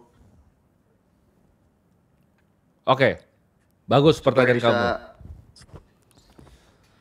Kalau kamu bisa punya akses ke DFA, Dimensional Fund Advisors, mereka pasti ada aksesnya ke sana. Cuman itu kan waktu itu gue bikinin untuk nge-copy DFA punya fund kan. Jadi itu kita pakai ada Vanguard. Itu sebenarnya kan nggak harus pakai Vanguard punya. Contohnya misalnya emerging market, VEA tuh bisa diganti. Misalnya mau pakai BlackRock punya IMG, tapi kan tuh US juga. Jadi jawabannya kalau kamu mau 5 factor pakai yang available ETF untuk publik, jawabannya nggak bisa. Jadi kamu simpel aja beli S&P aja kalau kamu uangnya juga belum miliar-miliar, Karena kamu mesti rebalance loh itu. Mesti persis segitu Iya. untuk kamu dapat perfect factor tilt ke international small cap-nya sama yang value-nya. Itu kamu nggak dapat 5 faktornya nanti kalau kamu tiba-tiba dari 8% naik ke 12 kamu nggak trim balik ke 8. Jadi itu butuh pekerjaan dan biasanya ada trader yang eksekusi bro kalau kayak begitu. Jadi jawabannya kamu simpel aja, kamu cari yang di Ireland S&P 500 yang jawabannya kayak yang nomor 1 tadi. Oke, Gitu. siap. Jadi karena kamu di New Zealand kan? Iya. Oke. Kamu status masih WNI? Iya. Oke. Ya berarti begitu, kamu cari apa ETF yang base-nya di Ireland, bukan yang base-nya di US. Legalitasnya. Bisa perusahaan yang sama. BlackRock dan Vanguard, karena mereka yang ciptain loophole ini lah, basically. Oke. Jadi kamu cari, biasa BlackRock punya, Vanguard juga punya. Tapi kamu yang S&P 500 aja. Dan untuk kayaknya dia lumayan mau iseng-iseng tuh tadi, yang Archer Aviation boleh. Karena kamu ngerti apa yang kamu beli. Kriptonya apa nih isinya nih? Bitcoin aja bang. Oh, mantep nice. lah dia. Iya. Dan ya sebenarnya gak ada salahnya ya kalau kamu hold ya satu individual stock kalau kamu emang suka ya Yeah. dengan visi company-nya. Ya ini mungkin untuk bahan pembelajaran juga ya ke Yeah. teman-teman. Jadi ya ini yang dikerjain nih ya stok yang di hold ya sama Bro Christopher ini ya ini. Ini aviation company Yeah. ya. Dan ya kalau kita lihat ya sekilas startnya ya masih looking fine ya. Ya ada potensi pre-breakout juga. Ya jadi nggak ada masalah ya kita holding 1-2 posisi conviction karena kita juga ada ya individual stock yang mana Betul. ya nggak kita disclose ya. Betul, tapi kalau Sebagai reminder. Tapi kalau sebenarnya Archer ini kalau di show lain mungkin gua saranin buat nggak beli. Kenapa? Karena kita masih pahit ya bro ya, nggak dapat jatah di Vigor Robotics ya bro. Oh iya. Jadi foundernya Archer Defense. Aviation ini yang bikin Defense Vigor Robotics sih ya. Di series B-nya kita nggak dikasih masuk, jadi ya begitulah. Tapi perusahaannya bagus. Iya, tapi good spot ya Christopher. Iya, keren. Yes. Kamu udah top itu. Tapi kamu S&P aja karena belum terlalu Ya. besar size-nya. Nggak usah 5 factor dulu. Kemarin kan itu yang udah miliaran tuh, yang Australia Yes. kemarin tuh udah miliaran. Kamu masih di size 100 juta biar kamu simple karena simplicity itu kadang king. Ya. Simple S&P atau simple world index saja yang MSCI atau FTSE Global All Cap. Ya all it's good fine. ya. All good. Oke. Terus kalau mau aneh-aneh dengan Jadi Archer menurut Aviation silakan. Bro Timothy, Ya. setelah sampai miliaran baru bisa kita masuk ke 5 factor. Ya, menurut saya itu lebih Investing itu, efisien. Yes benar. Dan itu kamu perlu ini, Oke. kamu perlu tax planning yang tepat karena kalau misalnya bukan di US dan nggak ada matching Roth IRA atau 401k-nya, itu kamu mesti bikin mesti ada entitas di sana biar enak gitu. Oke. Karena mereka auto potong dari dividennya. Kalau cap gain kayaknya nggak langsung deh, karena itu brokernya kan. Ya. Tapi dividen setahu gue itu langsung. Jadi kalau misalnya indeks S&P 500 itu ada dividen yield-nya. Misalnya kamu Vanguard punya, gue cariin. Ada yield-nya. Nah ini dia 1,24% nih terakhir nih Juni 25. Jadi itu nanti kena 30% kalau gue nggak salah berarti 30% ya taxnya. 30% tax. 30 sampai 35 kan? Iya 30 sampai 35 Iya. tax. Dari dividennya langsung di auto potong. Jadi kamu jangan sampai kena itunya. Gitu. Oke, Iya. siap. Terima kasih Bro Timothy, Bro Kakak. Oke. W Christopher Nolan. W. Ditunggu Batman. Nah gimana bro, kalau orang yang kayak mungkin Ya. dia ngerti, dia pengen bermain-main di single stock atau di crypto, itu gimana menurut lo? Ya bermain-main nggak apa-apa kan, Ya. tapi asal tahu jalan pulang. Iya. Rebalancing lagi ke main portofolionya. Karena ya gini kadang orang kalau udah main tuh malas pulang bro. Betul. Ya istilah ya main sekali dapat stok bagus terus multi bagger, terus dia mikir Dia bisa bisa begitu lagi. cari bagger lagi. Kan bayangin, bahkan Michael Burry, Iya. total fundnya dia sama uang kita sekarang ini kalah kayaknya. Jadi ini kalau nggak siap keder Iya. jangan cari multi bagger. Nah bayangin, Ya. kalian misalnya mau bilang, oke gue mau jadi seorang investor aktif gitu kan. Lu bisa nggak tadi ada orang kok cuma ngomong kayak Archer, lu langsung tahu itu perusahaan apa? Iya. Yang bikin siapa, perusahaan apa? Berarti kan di otak gue ini ada database ribuan company gitu. Lu tanya gue bahkan misalnya Indonesia perusahaan apa? Gue bisa jawab perusahaannya ngapain, direkturnya itu mungkin siapa, manajemennya. Karena gue dari kecil ngeliatin begituan. Dan Ya. itu hobi gue. Kalau itu bukan hobi lu, dan menurut gue aja ya, menurut kita aja susah banget loh ngalahin indeks. Iya. Sulit. Buat gue ngalahin S&P 500 itu sulit. Jadi kalau lu mikir kayak, oh lu bisa stopping multi bagger, tai anjing lu. Gue bilang Kok sini. tikernya itu terus yang dipamerin. Iya. Ya. Jangan. Tiketnya Jangan sama gitu. terus. Jangan bilang multi bagger bisa double itu ajaran sesat. Investasi itu yang penting jangka panjang ya 10 sampai 15% aja. Jangan ngincer 2x, jangan ngincer 3x. Gedein income, ya bro. Ya. Jangan kebanyakan gaya hidupnya. Lu investasiin, ada yang kemarin ada yang ingin gue lagi, ada yang bilang dulu gue ngajarin 80%. Ya kalau lu bisa 80% tabung ya 80% dong, gimana sih? Makanya. Ya. Itu kan gue tangganya tuh minimal 20%. Tapi kalau lu bisa 80%, ya lu gaji 100 juta nih. Bisa hidup 20 juta, 80 juta bisa Ya investasi. malah keren. Semuanya lu taruh keren gitu. Ya. Jangan lu jangan tergiur lah teman-teman. Jangan tergiur investasi itu bisa berlipat-lipat. Kalau memang bisa lipat, nggak bakal ngajak orang bro. Lipat. Karena tinggal ngutang sama bank aja kalau gitu. Lu ngutang aja langsung ambil corporate loan dari Mandiri, BNI, BCA, BRI. Ambil 1 triliun, ayo investasiin. Jawabannya nggak bisa, gitu. Dan balik lagi, ada 2 cara kan bro. Iya. Di market, ada yang praktisi dan ada yang ngemeng. Nah bedanya praktisi sama ngemeng itu apa? Di market finansial tuh nggak bisa ngemeng. Misalnya, oke, lu punya ticker, lu beli saham ABCD. Nah itu gue jawabnya gue bisa buka di Bloomberg nih, HDS gue cari, ya. Bisa kelihatan DPS-nya. Kayak misalnya gue shareholder nomor 100-an di salah satu bank paling besar di negara ini. 100, ya paling besar gak sih kayaknya? Pribadi gue harusnya paling besar. Personal. Di luar PT Asset Management, harusnya paling besar. Itu di DPS kalian cek aja, tanya emitennya.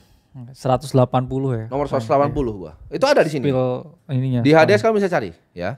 Nah, tapi kalau misalnya orang Indonesia bilang, "Oh, katanya pegang puluhan M, ratusan M." Mana coba nih gue cari ya. Emiten apapun. Nggak ada di sini. Misalnya floatnya dipegang 90% nih sama satu PT. Nggak ada, jawabannya nggak kelihatan. Kalau gue sih ada ya namanya. Nah, nggak ada tuh. Kan kalau ada yang jelas tuh Norges Bank. Coba bro, tunjukin bro. Trimegah Asset Management nih. Nah. Ada bro namanya bro. Nggak lihat gue, Trimegah. Samuel kan. Trimegah Securities, Trimegah Asset Management. Itu dirutnya teman baik Pak Antoni itu. Ada Mandiri Sekuritas, Bahana, TCW, State Street. Kan bisa dilihat. Jadi jangan ngemeng terus bisa ganda-ganda ya. Karena finance tuh gak bisa ngemeng. Semuanya terbuka, emiten punya DPS. Clear semuanya kecuali barang-barangan crossingan. Barang-barang crossingan gitu. Ya. Jadi berapa sih return investasi yang bisa diekspektasikan sama manusia normal? Jawabannya sebenarnya bahkan nggak 15%. Iya. Kita ngomongnya 10. 10 ya. 10 sampai 15 itu alpha edge-nya tuh itu nanti kita share lah. Kita ada beberapa perusahaan yang kita suka sekali yang compounding selama 100 tahun terakhir tuh revenue-nya naik 10% loh, bayangin. 100 tahun revenue naik 10%. Ya, itu salah satu stock pick US jagoan gue juga. Ya. Yang menurut gue akan compounding ke depannya, tapi itu paling ngalahin indeks 3%. 4%, gue gak bakal janjiin lu kayak, oh ini bisa berlipat-lipat. Bahkan kita selama kita di cryptocurrency aja ngalahin indeksnya sulit ya bro ya. Ngalahin Bitcoinnya kita setengah mati ya. Jadi susah teman-teman, gak segampang itu. Ya karena itu kalau teman-teman mau individual stock picking, ya dia drop 50%, itu asetnya harus double. Ya. Betul. Terus kalau kamu misalkan entry-nya tunggal, lump sum, ya kena pucuk juga harus naik bisa kayak 4-5x. Baru BEP. Setuju. Terus kamu udah kayak nggak punya cash on the side, terus kamu nggak bisa nembak apa-apa, bro. Akhirnya cuma nembak di komentar kayak. Betul. Nyangkut gitu. Nyangkut. Makanya jadi hati-hati ya kalau kamu indexing ya. Kayak gold tadi lah. Berapa sih paling pol? Ya gold tuh paling pol turun 8% setahun. Historical nggak ada ya sampai 15 gitu dia, jarang ya. Iya, jarang. Ya kita lihat chartnya juga. Coba kan. boleh. Ya, misalkan kita lihat chartnya gold ya. Di sini pun ya apakah ada koreksi juga ada. Cuman kan kita lihat ya setiap kali drawdown-nya juga cuma 8%. Ya. Ini juga drawdown 10%. Ya. Ini juga drawdown 10%, 17%. Ya cuman ya naiknya emang gak signifikan. Ya itulah kenapa ya kita ngomong safe haven asset yang dari 2022 ya naik ya cuma double. Cuman kan balik lagi. Iya. Kamu kalau ada ya kita ngomong ya resikonya cuma turun 8% tapi naiknya double dalam 3 tahun. Betul. Itu bet yang lebih bagus loh daripada ada chance turun 80% tapi bisa 3x gitu. Kalau kita lihat dari perspektif risk to reward kita ngomong. Make sense. Ya kenapa nggak semua duitnya ke aset yang lebih safe ya? Saya nggak ngomong cuman gold. Kan ada banyak ya individual stock pun yang di Indonesia juga ada kok yang bagus. Iya, bahkan simple deh. Lu bisa beli gold aja ya. Contoh ya. Ini kita paling kuno deh. Ya kan, lu punya income gede 80% lu bisa tabung income beli gold tuh pasti well off kok. Oh iya. Pasti lu jadi wealthy individual. Bahkan lu ngertinya misalnya kos-kosan deh. Lu beli kos-kosan 15 kamar banyak gitu, 30 kamar. Lu bisa jadi wealthy individual selama ya lu gak mismanage. Tapi kan ada keribetan di dalam manage itu dan IRR-nya gak sebesar yang gue bilang tadi. World Index, S&P 500. Karena dengan lu beli S&P, lu beli Nvidia, lu beli Apple, lu beli Meta, lu beli Microsoft. Lu beli monopoli dunia gitu. Ya atau mungkin kalau mau semua ya beli VT sekalian kan.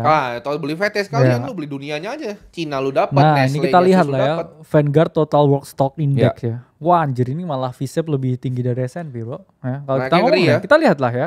Dia dari bottomnya ya kemarin setelah yang berita tarif itu ya. Dia sempat ke 100 ya bro, tapi langsung ke 127 loh. Naiknya 27% Iya. VT. Iya, VT yang bener. VSEP ya. Bener. Dan ini pun juga gainnya lebih banyak dari S&P. Ya kita ngomong S&P masih belum break resistance. Ini juga sama. Kalau ada tanya kenapa ada spread ya antara VT dan juga S&P tapi chartnya mirip. Ya Iya. basically weighting yang paling berat di sini itu juga S&P. Iya, 60-an, Ada 70% nah lah. ini mungkin yang dia spread lebih tinggi beberapa persen tuh mungkin saham-saham ngasal di India, India, tuh. Nah ya itu ya. bener. Jadi kayak Bener. I think it's ya kita lihat ya. Misalkan kamu VT ya, Vanguard Total Index ya. Basically ini kayak indexing ya semua ini. Ya, aset equity di dunia ya. Dia pernah ya drop 30%. Tapi ya kita lihat ya upside-nya ya dari bottomnya Ya. juga. Dia naiknya lebih tinggi. Ini gue mungkin mau address dikit ya sebelum Ya. penelpon yang terakhir ya bro. Ada yang nanya, kenapa misalnya yang gaji UMR nggak ada di sini? Karena gini, kita beneran telepon itu by urutan yang ada di isi form. Jadi isi formnya kalau misalnya tembus formnya benar, kita pasti telepon kamu. Mau berapapun gajinya. Ya. Tapi kan itu tesis awal gue. Kalau lu UMR lu pasti orang goblok. Jadi mungkin ngisi form aja cacat. Gitu. Mungkin lu isi formnya cacat makanya kagak ditelepon. Jadi kita telepon tuh berdasarkan kriterianya lu ngisi formnya benar kita pasti telepon berapapun gajinya. Ya kebetulan yang emang SDM tinggi bro yang isi formnya bagus. Makanya Gitu kan? diseleksi sama tim kita ya. Ya itu bukan diseleksi, Cay. Form yang nyeleksi mereka kan sebenarnya. Oh iya. Jadi yang nonton kita juga banyak SDM yang tinggi sebenarnya karena kan yang berisi kan biasa emang yang UMR aja itu yang kayak gitu. Ya kalau kalian nggak mau nonton kita nggak usah nonton, kita nggak pernah peduli juga gitu. Karena orang yang levelnya lebih tinggi mereka sangat menghargai ilmu bro di luar negeri. Mereka sangat-sangat menghargai ilmu. Ini Nggak, gue yakin ya kita dia ngomong aja Inggris yang ya. di luar Nomor satu negeri ini kita. sebenarnya dia aja yang di luar negeri pun juga kayak ya menghargai lebih tinggi bro karena kan dia juga nggak mau ketemu keluarganya dan kerja di sana. Benar. Jadi semua ya orang ya yang kita ngomong ya tadi kebetulan karena dipilih ya sesuai dengan formnya kan. Dipilih sesuai dengan formnya. Kalau lu nggak bisa isi formnya benar, lu nggak ditelepon gitu, simple banget. Ya, Indonesia juga ada yang bilang misalnya, oh ini formatnya seperti apa? Gue kasih tau format seperti ini itu tidak ada di luar negeri. Ada yang bilang, oh tapi ini formatnya ada yang bilang mirip sama misalnya DFRMC bro. Ya. DFRMC itu sarannya suruh lu beli growth mutual fund itu saran orang goblok gue kasih tau lu.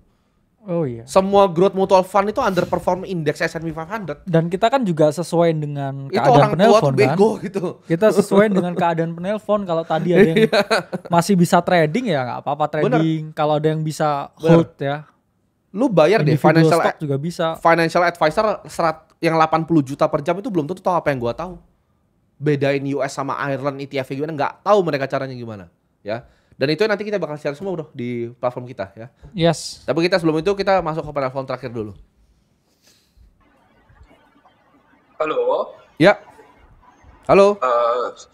Halo, selamat siang Bro Tim, Bro Kakak. Apakah Siang, suara saya siang. jelas? Siang, jelas. Jelas ya? Oke. Yes. Perkenalkan saya Kevin dari Indonesia, dari Semarang. Nah ini yang minta di Nah, ini Indonesia Semarang nih. ada. Ayo lanjut Kevin. Selalu lu komen-komen. Saya wirausaha di bidang trucking. Saya ada usaha di bidang trucking. Di bidang Saya apa? dulu- Boleh Tracking. lebih keras Tracking. suaranya? Trucking. Oke. Ya. Truck. Oke. Ya. Umur saya 29 tahun, udah menikah, anak satu. Penghasilan saya diambil dari gajinya dari PT tersebut itu sekitar 20 juta dan ada dari usaha-usaha lain yang pasif lah, ada franchise dan lain-lain itu, Ya. jadi totalnya sekitar 120 juta per bulan. Nice. Oke, nice. Istri juga ada usaha sampingan UMKM bikin dekor itu kurang lebih 30 sampai 40 juta per bulan. Oke. Jadi totalnya kalau kita digabungin kurang lebih 150-an. Oke. Nah, Nice. eh, Tapi yang bikin case saya unik itu karena saya harus setiap bulan, ini investasi saya itu 100% di obligasi. Obligasi Oke. rupiah ada 1,6 M, FR. obligasi USD, FR, terus ada obligasi USD itu Indon di 800 juta. Seri berapa?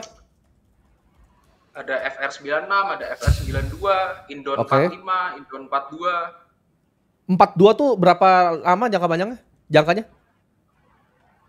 Maturity-nya mungkin 20 tahun ya. Oke. Lama ya. Wah anjir. Kevin the Bond King ini. Iya. Jadi 1,6 di FR IDR, di yang bond US di Indonesia 800 juta, betul? Betul. Oke. Nah, itu ada alasannya kenapa saya harus masukin ke obligasi, karena kalau kita bicara Dividen. di PT saya itu, karena ini baru berdiri kurang dari 2 tahun dan segmennya kan B2B, kita ke pabrik-pabrik. Ya. Itu semua pembayarannya itu tempo. Nah, sedangkan growth kita tuh signifikan. Jadi terkadang sebulan itu kalau dapat customer baru bisa naik 30%, terkadang kalau dapat customer baru lagi bulanannya bisa double gitu. Oke. Nah, kita kesulitan di cash flow-nya. Jadi kita mau nggak mau karena kita harus utang bank dengan cara back to back dari obligasinya. Ya. pribadi Oke. saya, Paham. gitu. Smart. Nah, Dikasih berapa? 90% bisa atau 100% banknya? tergantung maturity-nya ya. Kalau maturity-nya pendek itu bisa sampai 90%, kalau maturity-nya panjang kayak USD itu cuma dapat 80%. Oke. Nah, sebenarnya kalau pribadi saya lebih fokus untuk gedein bisnisnya. Jadi harapan saya bisnisnya bisa sangat gede sekali gitu. Tapi di satu sisi saya gatel juga kok. Saya tuh cuma bisa investasi obligasi terus gitu sampai 5-10 tahun ke depan gitu. Karena saya nggak bisa ngelihat ada gambaran saya bisa masuk ke investasi lain gitu. Karena bisnisnya butuh cash flow terus. Oke. Untuk in the next 5 to 10 years gitu. Nah, ini apakah langkah saya tuh udah bijak atau ada opsi lain tuh? Apakah memang saya terpaksa harus delusi saham untuk masukin investor baru atau sehingga pribadi saya tuh bisa ada fleksibilitas lah untuk masuk ke investasi lain. Oke, ini mungkin jawaban yang paling bijak yang bisa saya pikir ya, Kevin. Jawabannya begini. Kamu kan punya usaha di bidang tracking yang ibaratnya ini perlu heavy cash kadang-kadang untuk bayar termin segala macam, betul? Betul, karena kalau bayar uang jalan ke supir kan semuanya full cash, sedangkan dari customernya tempo 30 hari, tempo 45 hari gitu. Jawabannya ini adalah bukan uang kamu pribadi harusnya. Harusnya ini jadi uang di perusahaan kamu. Paham nggak?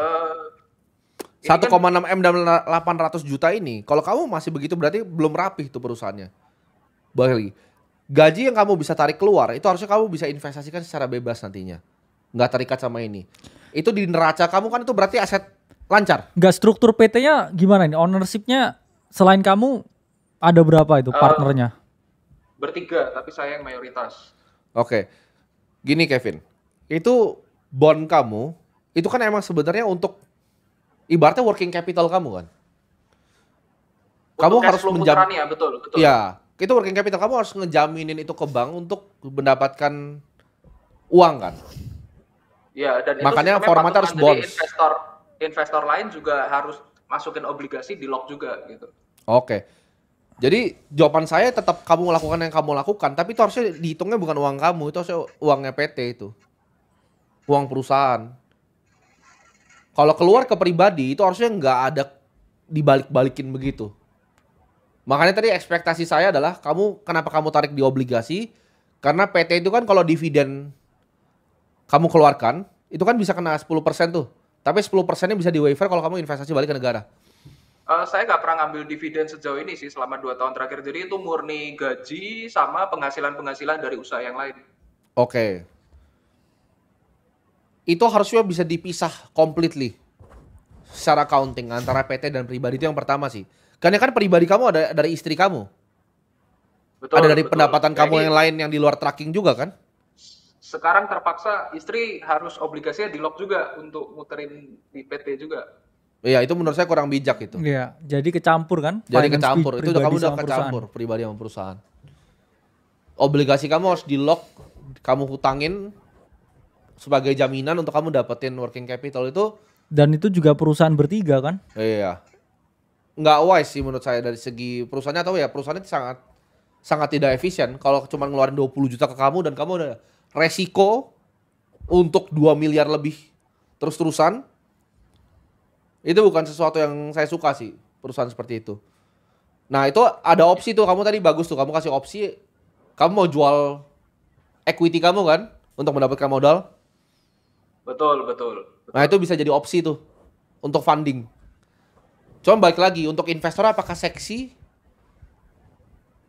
Belum tentu ada investor yang melihat itu sebagai usaha yang seksi. Jadi jawabannya dirapikan dulu, jangan sampai ada nyampur. Itu hitungannya masih nyampur. Masa kamu harus jaminin? Itu ibaratnya nggak ada bedanya loh sama kamu jaminin rumah kamu untuk dapat modal. Iya, terus modalnya ntar dibagi bertiga kan? Iya, berarti modal kamu bagi bertiga dong dari hasil usahanya. Kamu paham nggak sih? Hasil aset yang punyamu kamu jaminin buat Iya. bertiga orang tuh. Iya, misalnya saya partner sama Bro Kakak, Iya. usaha kita butuh modal, masa rumah dia saya jaminin buat uang yang saya dapatkan, kan nggak gitu konsepnya. Iya.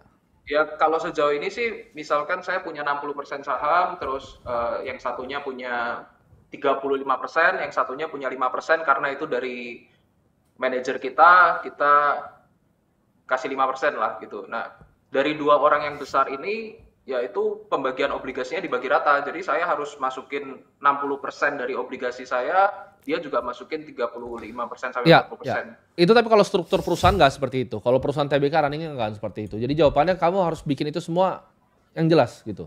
Di Neracanya restructure jelas. dulu ya. Kamu harus belajar accounting kayaknya. Kamu belajar accounting, kamu restructure neracanya itu. Kalau misalkan obligasi tadi tidak kamu jaminkan, kira-kira goyang nggak finance-nya PT-nya ini? Pasti dia nggak bisa ini soal working capital. Nggak goyang karena ketika bisnisnya omsetnya grow-nya cuma 5% 10% itu nggak masalah karena bisa diambil dari profitnya bulan lalu kan. Tapi yang jadi masalah ketika grow-nya terlalu tinggi. Jadi kita kalau grow-nya terlalu tinggi itu malah kita pusing gitu. Iya. Itu enggak, itu satu sebenarnya itu adalah bisnis yang enggak efisien karena bisnis yang capital intensif itu bisnis yang di value kalau di market paling murah biasanya. Jadi pasti nggak banyak investor yang mau. Investor sukanya keluarnya uangnya sedikit bisa dapatnya banyak. Kalau kamu tuh keluarnya banyak sekali dapatnya sedikit sekali. Bisnis yang sangat tidak efisien yang operating very low margin. Kamu tuh agak mirip sama bisnis ini penyewa alat berat gitu. Atau yang bangun-bangun gedung tuh kayak. Jadi itu Warren Buffett pernah Charlie Munger yang pernah bilang Iya. ya. Jadi ada temennya punya alat berat nomor 1 bro di Amerika. Kayak kelihatannya kaya sekali asetnya tapi jadi alat terus. Jadi dia nggak pernah punya cash. Oh iya, kebanyakan juga yang usaha yang berat ya di infrastruktur seperti itu juga. Jadi kelihatannya kaya, banyak apa truk-truknya, tapi begitu punya cashnya 0. Kalau saya akan avoid bisnis yang seperti itu, kan tapi kan udah nyemplung kan, dirapin at least. Jangan ada nyampur sama sekali. Oh iya. 20 juta atau pendapatan, bahkan kamu kan pendapatan di luar. Itu harus kamu nggak resikokan, karena ketika kamu ambil jaminan, nggak ada yang bisa menjamin bisnis kamu grow-nya berapa, itu nggak ada yang bisa jamin kan. Iya. Jadi jangan diresikokan pribadi kamu untuk usaha kamu, apalagi kamu bagi 3. Oke. Thank you bro Tim, thank you bro Kakak. Tapi nggak ada salahnya dengan kamu nggak berinvestasi, karena kondisi kamu memang nggak bisa. Memang kurang fleksibel secara keuangan dan kurang belum fleksibel. ada dana untuk pribadi ya. Jadi memang satu tadi ya di restructuring dulu. 2, evaluasi juga ya dengan shareholder yang lain. Ya ini struktur permodalan seperti apa. Dan kamu nggak bisa kayak, itu kan sama aja kayak kamu nalangin aset pribadimu untuk PT kan. Terus hasilnya dibagi bertiga ya. Jadi ya mending kamu restructure dulu. Nanti kalau udah punya ya cukup kayak capital untuk diri sendiri, ya baru investasi yang lain untuk pribadi, tapi nanti jangan kamu jaminin ke PT-nya lagi. Jadi planningnya bro Tim sama bro Kakak lebih baik fokus benerin dulu, nggak usah ngelirik investasi yang lain. Betul. Pasti. 100%. 100%. Ntar capital gain dari investasi terus kamu buat ke PT lagi, kamu jamin lagi, sama aja kamu kan ini nanggung untuk bertiga ya. Kayak aset yang kamu miliki pribadi ya. Jadi kurang pas lah ya, kurang efisien. Untuk kamu juga terlalu berisiko untuk kamunya sebenarnya. Iya, kamu yang nanggung resiko paling besar sebenarnya. Karena bisnis itu kan sama, regardless modal yang ditanam. Iya, meskipun kamu ya mayoritas, tapi bukan berarti kamu mayoritas kayak harus nanggung semua problemnya juga ya. Iya, betul. Oh enggak, dia yang satunya juga harus masuk obligasi juga kok gitu. Ya. Jadi enggak semuanya obligasi. Enggak, tapi resiko yang kamu tanggung itu lebih besar dengan presentasi share kamu, karena kamu super majority kan. Oh, yang lain obligasinya juga masuk ya? Masuk, tapi sesuai presentasenya. Oke. Ya. Ya, Tapi itu kenapa tetap- nggak dinamain PT kalau gitu kan? Iya, itu harusnya semua uangnya dikonsolidasi di PT dulu. Jadi PT jangan keluarin uang dulu sarannya. Jangan jaminin pribadi, PT-nya tuh jangan keluarin uang dulu sampai punya aset lancar yang oke. Aset lancar harus oke. PT-nya nggak pernah keluarin uang sama sekali loh bro Tim, cuma gaji saya Ya itu kan keluar sama uangnya. gaji manajernya. Ya kamu gaji 0 dulu berarti Oh. gitu. Oh oke. Iya, maksudnya itu. Kamu belajar cara rapin neraca dulu.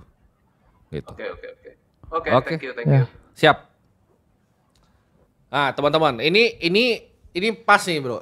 Ya, ini pas banget. Coba mungkin Bro buka di bagian ternak uang Yes. di yang Capital Market Mastery itu Ya. di modul pertama ya. Coba Ya. kita lihat itu ada cara melihat neraca, Bro. Nah, Ini banyak orang nggak ngerti nih. yes. Simple banget nih. Coba di play dulu, Bro. Yang fundamental analisis nih. Ya. Bisa di play, Bro? Oke, masih Oke. ini ya. Internetnya masih busuk ini ya. Iya. Di sini ya. Oke, nah. Nah, coba di play. Di skip, Bro. Coba sampai ke harus kas yang ini neraca di awal-awal, Ya. Bro. Nah, di Nah, sini ini ya kita dipas jelasin ya. Nah. Oke. Ini kan nanti intinya Bro Kakak jelasin panjang lebar lah di sini kayak gimana itu mungkin Bro Kevin harus belajar nanti ya. Yes. Nah, di sini kita jelasin juga nih ya dari segi aset ya. Betul. Dan memang ilmu akuntansi ini perlu banget bro dipelajarin. Ini karena ini bahasanya bisnis. Masa dia bingung kenapa uang itu di dia terus harus dia jaminin balik. Ini kan sebenarnya cara orang zaman dulu ya, orang kuno ya. Bener. Dan ya kalau starternya bisa dipercaya semua oke. Iya. Kalau enggak ya ribet Tapi juga. even bisa dipercaya pun aneh bro. Gua masa gini, walaupun gua lebih besar gua jamin rumah gua terus lu jaminin mobil lu buat modal. Iya. Itu aneh. Ya. Itu orang yang nggak belajar akuntansi. Nah, Ya. ya. Ada yang bilang itu akuntansi dasar. Betul, ini dasar, ini semua basic. Akuntansi itu basic, tapi nggak semua orang ngerti. Bahkan yang running perusahaan TBK tuh nggak semua ngerti bro. Yes. Perusahaan yang sehat tuh bagaimana, perusahaan yang baik dan benar tuh bagaimana. Gitu. Ya. Jadi teman-teman kalau nanya, oh kan banyak yang suka ini bro, banyak yang suka nyinyir kan di TikTok. Oh ini kelas, kalau sering iya kita jual nih. Ya. Ada yang bilang, oh ini kelas bagaimana? Lu aja nggak ngerti aktiva pasiva itu apa. Gitu. Tapi ini kita implementatif ya bro ya. Jadi Yes. bisa lebih ke bisa dicek nih di share screen ke teman-teman. Ya, Ini lebih detail lah ya. bener. Kita lebih detail kayak aset quality, lihatnya seperti apa, perusahaan apa yang bagus. Plus ya memang banyak ya yang kita kasih ya di dalam. Ya. Buat temen-temen ya ini kan salah satu ya kita ngomong capital market mastery. Betul. Cuman ya Banyak kita kasih ya banyak sekali ya The Investor Mind so far ya ada 7 video, Ya. The Wealth Blueprint dan di sini kita jelasin banyak juga Banyak ya itu mengenai masih- kayak personal finance Dan ini masih juga, awal banget teman-teman. Jadi Yes. ini masih fase paling awal ya bro ya. kita ngomong Jadi- beta lah ya ini ya. Di bawah beta kali ini. Iya bener. Jadi ini murah sekali teman-teman ya. Sekitar per hari 19.000 kayak beli rokok ya bro ya. Bener. Jadi kalau nggak bisa belajar tuh udah salah kalian. Dan kalau kalian pikir, oh buat apa? Upgrade ilmu. Buktinya kalau kita ngomong aja lu pada nggak ada yang paham itu apa. Iya, ada yang punya tracking miliaran juga nggak Nggak bisa paham. pisahin aset pribadi dan juga aset Yes. perusahaan.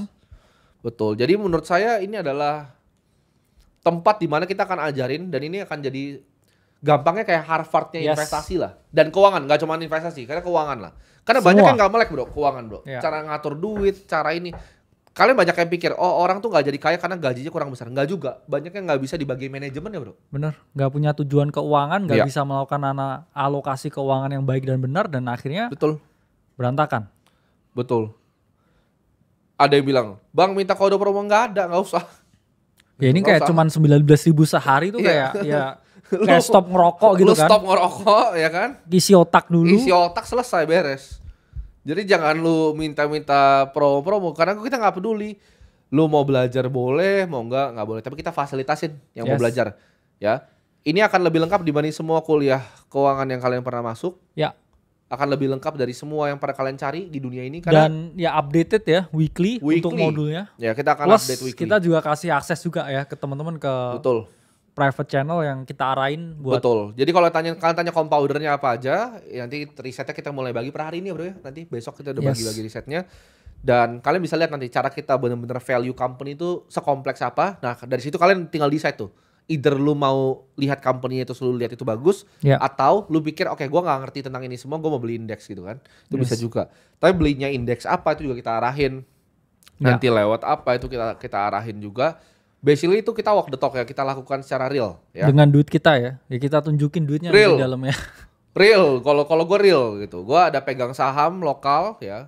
Bukan yang saham terbesar lah, itu emiten terbesar lah. Nomor 100-an ada ya, di DPS-nya gue ada nama gue. Jadi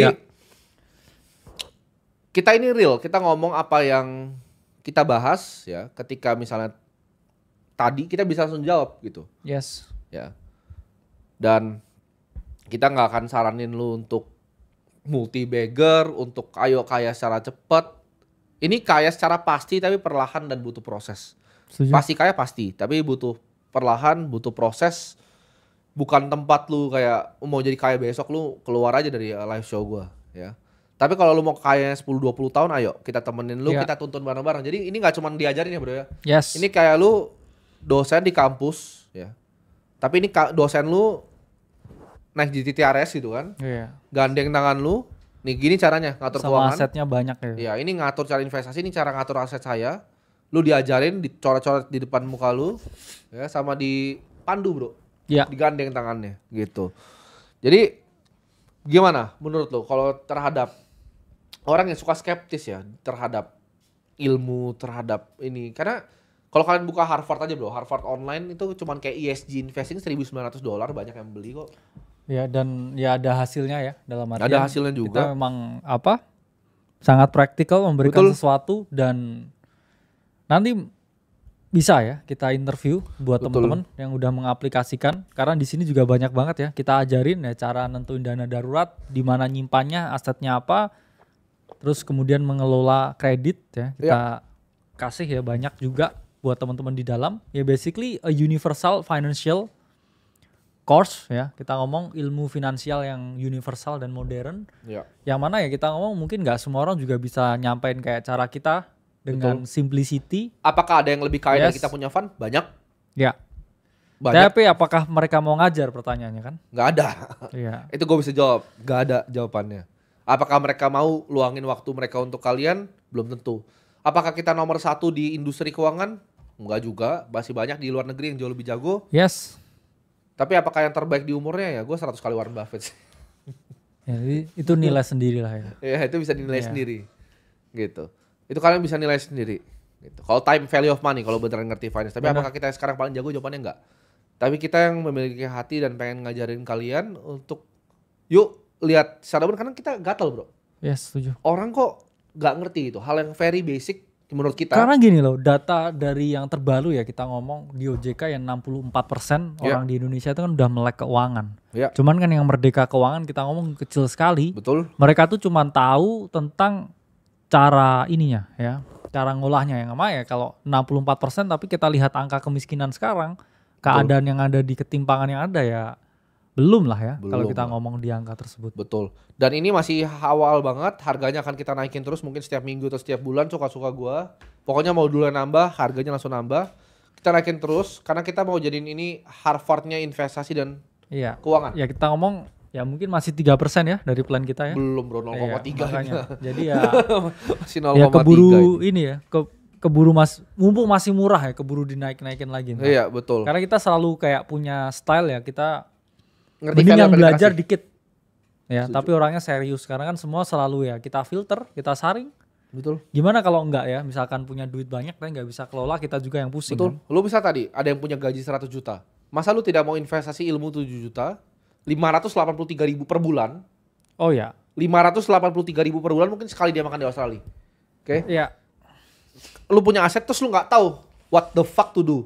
Sedangkan kalau lu ikutin cara yang di dalam, lu pelajarin, lu lihat perusahaan-perusahaan compounder, kita ada kasih kita kasih 7. Yes. Ya, kita kita stock kasih pick 7. ya. Ya, kita kasih 7 di dalam, itu yang udah dianalisa mungkin lama ya, covernya udah lama. Ya. Dan kita nggak cari yang kayak lu akan, oh ini begini jual terus ada ini, nggak. Kita bukan insider trader, kita lihat secara publik informasi, kita analisa seperti hedge fund stylenya, Ya seperti pelaku pasar umumnya. Kita pelaku ngomong. pasar umumnya gitu. Kita buka emang filing dari publiknya, kita analisa, oh net profitnya besar nih, quarter ini ada 14T gitu. Kita lihat, oh di perusahaannya ngapain, oh rating agency ngapain dia, Oh, iya. revenue growth-nya berapa. Kita melihat perusahaan seperti bisnis gitu. Ya. Dan itu realistis aja bro, mungkin 10-15%. Bener. Gua nggak janjiin lu double gitu, gua nggak janjiin double dalam sebulan, 2 bulan, ya. Yes. Jadi silakan kalau misalnya kalian mau belajar, ya. Kalau nggak mau juga nggak peduli. Iya. Gitu. Ya ini tadi yang dicontohin Bro Tim juga ya. Ada banyak ya. The Wealth Blueprint pun kita di sini juga Ya. jelasin gimana kalian lihat ya investasi itu sebagai bisnis. Gak hanya ticker chasing Ya, ya. betul. Terus habis itu beli saham apa terus tapi nggak ngerti kayak tadi yang juga nelpon di sini banyak ya bro Betul. yang ditanya. Dia beli tickernya tapi dia nggak ngerti itu bisnisnya apa. Betul. Ya, valuasi berapa banyak dan harga wajarnya berapa ya. Di sini kita jelasin semua gimana punya perspektif ya. Seperti ya kita ngomong Buffett Munger dalam Betul. jangka panjang lihat suatu aset, suatu saham itu seperti dia lihat suatu bisnis yang beneran. Betul.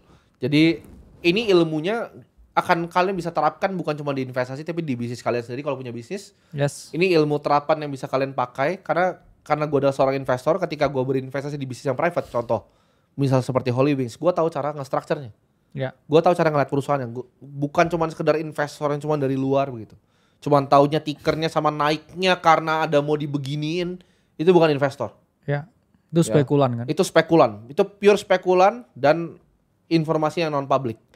Ya, kalau kalian lihat misalnya di SEC, Ya. di Edgar Database, itu ketika 10Q sama 10K filing, itu direksinya bro harus disumpah dulu bro. Yes. Jadi sebelum mereka filing di Edgar Database itu direksi disumpah. Kalau di Indo itu kayak dapat pengetahuan yang orang lain nggak tahu tuh dianggap sebagai alpha. ya. Ya, kalau di SEC itu penjara namanya. Jadi makanya unik negaranya ya. Oh iya. Jadi kita fokus ngajarin kalian yang benar ya. Growth, terus kalau misalnya kalian mau belajar, Enggak ini ya, bukan grup yang info bisik-bisikan gitu oh kan. nggak ada. Ya, nggak ada. Kita mau belajar kalian cara jadi kaya secara pasti tapi perlahan, yuk 10-20 tahun. Dan kita bareng ngomong ya kayak secara universal loh ya, yang Ya. mana apa rumusnya, fungsinya ya bisa kita hitung time to time, Betul. bisa diterapin kamu ya kita ngomong kerja di mana aja, hidup di mana aja ya, bukan tentang kayak one shot one kill ya, tapi buat cara ya hidup yang lebih stabil. Betul. Dan balik lagi untuk teman-teman ya. Kita mungkin bisa dibuka bro. Yes. Akademi Kripto juga Aceh. Ya. Jadi Akademi Kripto ini adalah platform yang kita punya ya. Ini yang kalau ini udah well established ya teman-teman, udah banyak yang paham. Oh iya. Oh, ini udah ribuan kalau ini modulnya ya. Iya. Dan harganya sesuai juga bro. Jadi Ya, buat kita yang tanya, justifikasi ya. coba Dulu dibuka kan, bro harganya bro. ya. Jadi kita udah pernah bilang, siap apakah masih ada yang mau akses? Mungkin ada, tapi untuk mereka yang serius ya. Dan kita akan lanjut juga karena ini adalah platform di mana kita akan ngajarin lu aset masa depan bro. Yes. Ya, ini adalah aset masa depan. Jadi ternak uang itu akan jadi Harvardnya investasi secara general dan keuangan. Aceh ini spesifik. Ya, mungkin juga kita bikin nanti AI ke depannya kalau kita paham, atau Benar. quantum computing. Ya kalau kita gini ya, paham. maksudnya Aceh pun juga student kita tetap jalan ya, Yes. di dalam as usual. Kan kita dari bulan lalu bilang kita mau batasin aksesnya supaya nggak ada orang masuk lagi Oh kan. nggak, bakal gue lebatasin lagi nanti. Iya makanya. Tenang, Jadi ya bakal Aceh gua tetap batasin ada, cuman kita akan batasin aksesnya karena kita Betul. mau menghargai yang dulu ya eksklusif dengan kita dan percaya dengan kita juga. Betul. Makanya sekarang di ternak uang pun juga sama ya, kalau kalian masih percaya ya dengan visi yang kita bangun Ya. ya sama aja kan berinvestasi. Jadi, sampai jumpa di yes, dalam ya bro ya. Oke. Sampai jumpa di dalam. Kita akan belajar terus setiap minggu. Nanti kita akan mungkin bikin monthly juga ya, mentoring juga. Ya. Dan sampai jumpa kalau yang mau serius. Kalau nggak mau belajar, nggak suka upgrade diri, merasa dirinya sudah pintar, silahkan. Ya. Karena ini semua ya apa namanya, kita bikin buat kalian juga gitu ya. Kita bikin itu untuk kalian. Dan gimana bro? Mungkin lo ada pesan untuk teman-teman semua? Ya gini, dalam artian finance itu universal kan. Ya. Kita ngomong nggak cuman kripto. Ya kalau teman-teman tadi pun juga banyak yang telepon udah jago kripto dan lain Betul. sebagainya. Udah melipat gandakan ya keuntungan secara signifikan di cycle ini. kita pun juga bukan orang yang keras kepala dan selalu memaksakan sesuatu ya. Kita Betul. selalu lihat keadaan. Teman-teman harus paham ya. Kita udah edukasi banyak ya, panjang ya Bener. tentang kripto dan ya kita selalu ngomong, kita bukan orang yang tipikal selalu bull posting. Kita selalu realistis dengan keadaan. Kalau memang kripto itu selalu ada siklusnya. Kripto selalu ada masanya. Kalau kamu udah cuan di bull market, kamu udah kaya nih kita ngomong. Pack your bags. Portonya udah naik berkali-kali Ya. lipat. Kamu kan harus paham nggak selamanya kamu bisa kelipat gandaan itu. Ada Betul. saatnya kamu tuh jadi aktif, ada saatnya kamu jadi pasif, ada saatnya kamu nyerang, ada saatnya kamu bertahan. Ya kita kan kasih Betul. pilnya kan. Betul. Ya dulu kan di Aceh kita kasih pil merahnya ya. Sekarang kita kasih pil birunya nih. Kamu Ya. porto udah grow berkali-kali lipat, kamu mau secure nggak duitnya? Ya. Ya, kamu mau maintain nggak buat legacy-mu? Kamu mau maintain nggak untuk anak istrimu? Betul. Karena orang yang paling bijak itu adalah orang yang tahu kapan dia harus berhenti. Ya. Betul.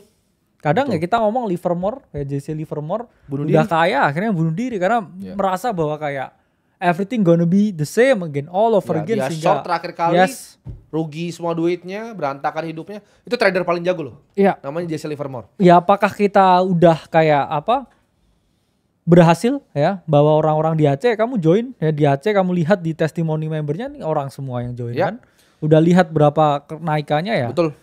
Jadi nggak ada salahnya untuk belajar finance yang lebih luas. Betul. Kita ngerti banget kok. Kalian itu mungkin bingung ya, mulai investasi itu dari mana, mungkin pengen ngerubah kondisi kalian tuh hidup seperti apa, Ya. kerja keras tiap hari, ya kan, tapi nggak ada hasilnya. Karena itu memang mungkin sistemnya. Kalian harus belajar gimana caranya mengatur keuangan. Karena kalau lu berada di tempat yang sama, terus-terusan ya itu salah lu, bukan salah orang lain.